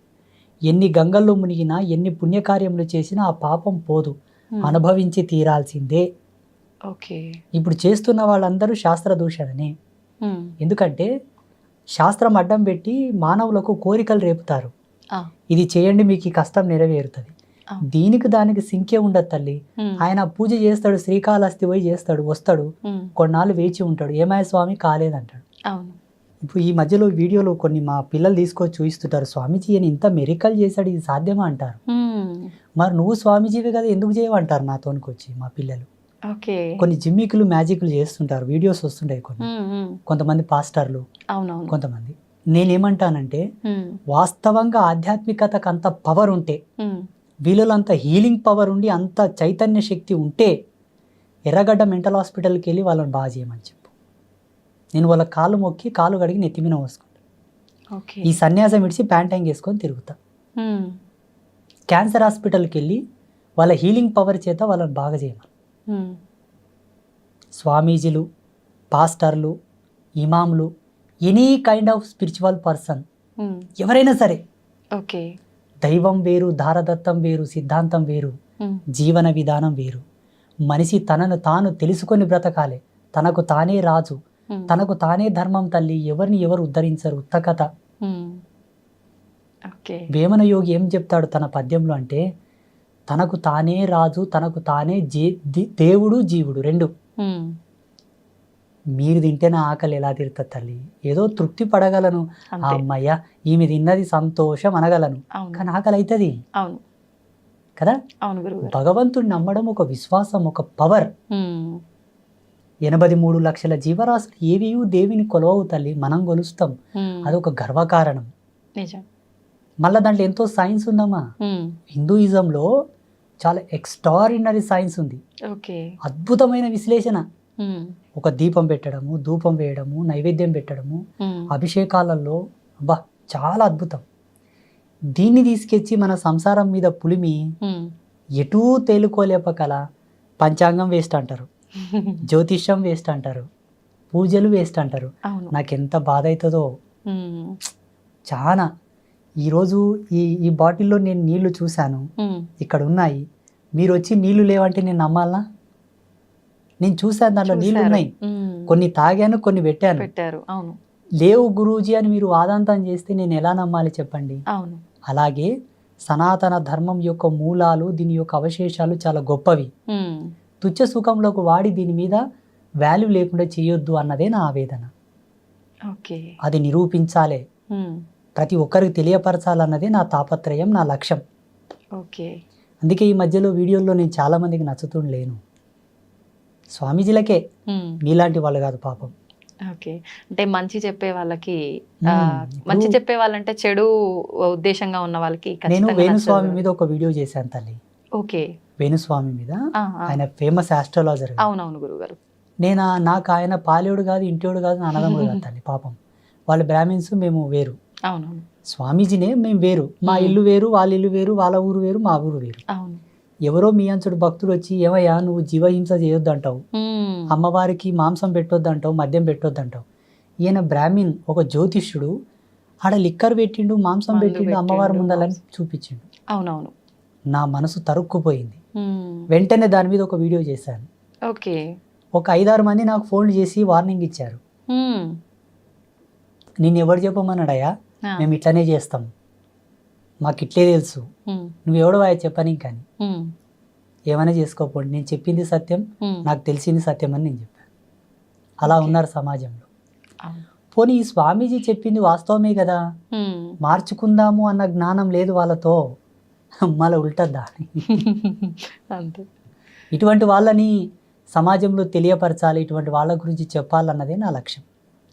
మార్పు ఎంత పెద్ద వస్తుందంటారా? పీఠాధిపతి అయినా, ఉమ్, ఎంత పెద్ద సన్యాసి అయినా, ఉమ్, ఎంత పెద్ద స్వామీజీ అయినా, ఎవరైనా ఉమ్, వాళ్ళు తప్పు చేస్తున్నారంటే చెప్తాం, అది నా ధర్మం. ఉమ్, చూడమ్మా, సన్యాసి అనేవాడికి 2 ప్రధాన నియమాలు ఉంటాయి. మరణానికి భయపడకూడదు, ఉమ్, మరణానికి భయపడకూడదు, ఓకే. ధర్మానికి తల వంచాలి తప్పిస్తే మిగతా వాటికి తల వంచకూడదు. ఈ 2 నియమాలు ఉంటాయి. ఉమ్, మొన్న కోవిడ్ వచ్చి కోవిడ్ విడి వరకు నేను మాస్క్ పెట్టుకోలే, ఆ, శానిటైజర్ వాడలే. చాలామంది పోలీసులు, చాలామంది ఆఫీసర్లు వచ్చి స్వామీజీ మాస్క్ పెట్టుకోండి అన్నారు. ఉమ్, చూడప్పా, నేను కుట్టే బట్ట నేను కట్టను. ఉమ్, మేము సంకల్ప త్యాగం చేశాం. ఆ, కుట్టిన బట్టగా కడితే మా తపస్సు తగ్గిపోతుంది, మా వాక్కు బలం పోతుంది. ఓకే. నేను చనిపోతాను కానీ మాస్క్ పెట్టానని చెప్పాను. ఉమ్, ఇప్పుడు సన్యాసి మరణానికి భయపడితే ఆయన సన్యాసి ఎట్లా అవుతాడు? అవును, మీకు నాకు తేడా ఉండదు కదమ్మా. అవును గురువుగారు. అందుకే నేను మాస్క్ కూడా ధరించలేదు. ఉమ్, నా సత్యం ఉంటే వైరస్ నాతోనికి రాదు. ఉమ్, రాలేదా గురువుగారు? నో, ఉమ్, నా శిష్యులకు ఎవరు కూడా నేను కోవిడ్ వ్యాక్సినేషన్ వేయించలేదు. Um, that's very dangerous. అదొక పెద్ద ఇది వ్యాక్సిన్. వ్యాక్సినేషన్. దానివల్ల చాలా సైడ్ ఎఫెక్ట్స్ కూడా ఉన్నాయి. ఉమ్, అది నిజమే అంటారా? అక్షర సత్యం. కానీ అంటే డాక్టర్లు అంతా రీసెర్చ్ లో తేలింది అలాంటిది ఏం లేదు డాక్టర్లే అంటున్నారు. సత్యము, వైజ్ఞానికమే సత్యం అయితే ఇప్పుడు ఎర్రగడ్డ మెంటల్ హాస్పిటల్ ఉన్న వాళ్ళు ఎందుకు బాగా కావట్లేదు ఉమ్, చెప్పండి? ఓకే. ఆ మెంటలిజంకి ట్రీట్మెంట్ లేదా? ఆ, దానికి మందులు లేవా? ఉమ్, దానికి ఏం థెరపీస్ లేవు అసలు? ఓకే. మళ్ళీ ఎందుకు బాగా కావట్లేదు? ఉమ్, ఇంకా ఒకరికొక జత అవుతున్నారు ఆడ. అవును. ఆడ సరిపోవట్లేదు ఆ హాస్పిటల్లో. ఉమ్, అంటే ఇప్పుడు వైజ్ఞానికం ముందుకెళ్ళినట్ట, ఆగినట్ట, ఇంకా కనిపెడుతున్నట్ట? ఆగిపోయినట్టే. ఇంకా కనిపెడుతున్నారు. ఇంకా కనిపెడుతున్నారా గురుగారు? కనిపెట్టలేకపోతే ఇప్పుడు బ్లడ్ క్యాన్సర్కి ఎందుకు ఉమ్, ట్రీట్మెంట్ లేదు ఇంకా కంప్లీట్గా? మరి కనిపెడుతున్నప్పుడు అన్ని ఎక్కడికక్కడ అంటే కంట్రోల్ అయిపోవాలి కదా గురుగారు. కేసెస్ అన్ని విధాలుగా పెరిగిపోతున్నాయి చూడమ్మా, ఉన్నాయి కదా. సైన్స్ ఎప్పుడే కానీ ఒకతో ఆగిపోతుంది. ఉమ్, సైడ్ ఎఫెక్ట్ లేని సైన్స్ లేదు, రాదు, ఇక ముందు కూడా రాదు. ఉమ్, సైన్స్ ఒకటి కనిపెట్టిందంటే దానికి విరుగుడు ఇంకోటి తయారయ్యింటే తప్పకుండా. ఓకే. కానీ ధర్మం అట్లా కాదు. ఉమ్, సనాతన ధర్మం ఏం చెప్తుంది తెలుసా? హిందూయిజం ఉమ్, 100కి 100 రూపాయలు దెబ్బ తగలకుండా చూసుకో, ఓకే. 100కి 100 రూపాయలు రోగాల బారిన నీ శరీరం పడకుండా చూసుకో. ఉమ్, ఫస్ట్ నువ్వు ఇక్కడనే జాగ్రత్త పడు. ఉమ్, పోయి ఆ గుంతల పడ్డ తర్వాత ఎక్కుతావో ఎక్కవో, నేను ఎవరైనా లాగుతారో లాగరు, ఉమ్, ఎందుకు తలకాయ నొప్పి? అవును. అందుకే ధర్మ ఈజ్ గ్రేట్, సనాతన ధర్మ. నిజంగా చాలా అదృష్టంగా భావిస్తున్నాను గురుగారు మిమ్మల్ని కలవటం. మీ మాటల ద్వారా మంచి చెడు, అసలు న్యాయం ఏంటి, అన్యాయం ఏంటి, మన సనాతన ధర్మం ఇంకా కొంతలో కొంత మంచి మార్గంలోనే వెళుతుంది, కొంతలో కొంత ఏదైతే చెడు మార్గంలో వెళ్తుందో అది మార్చటము, తెలియచెప్పటమే నా లక్ష్యం అని మీ మాటలన్నీ విన్న తర్వాత నాకు చాలా సంతోషంగా ఉంది గురుగారు. మిమ్మల్ని మీ విలువైన సమయాన్ని మాకు కేటాయించినందుకు థ్యాంక్ యూ గురుగారు. శుభమస్తు. శ్రీమాత్రే నమః.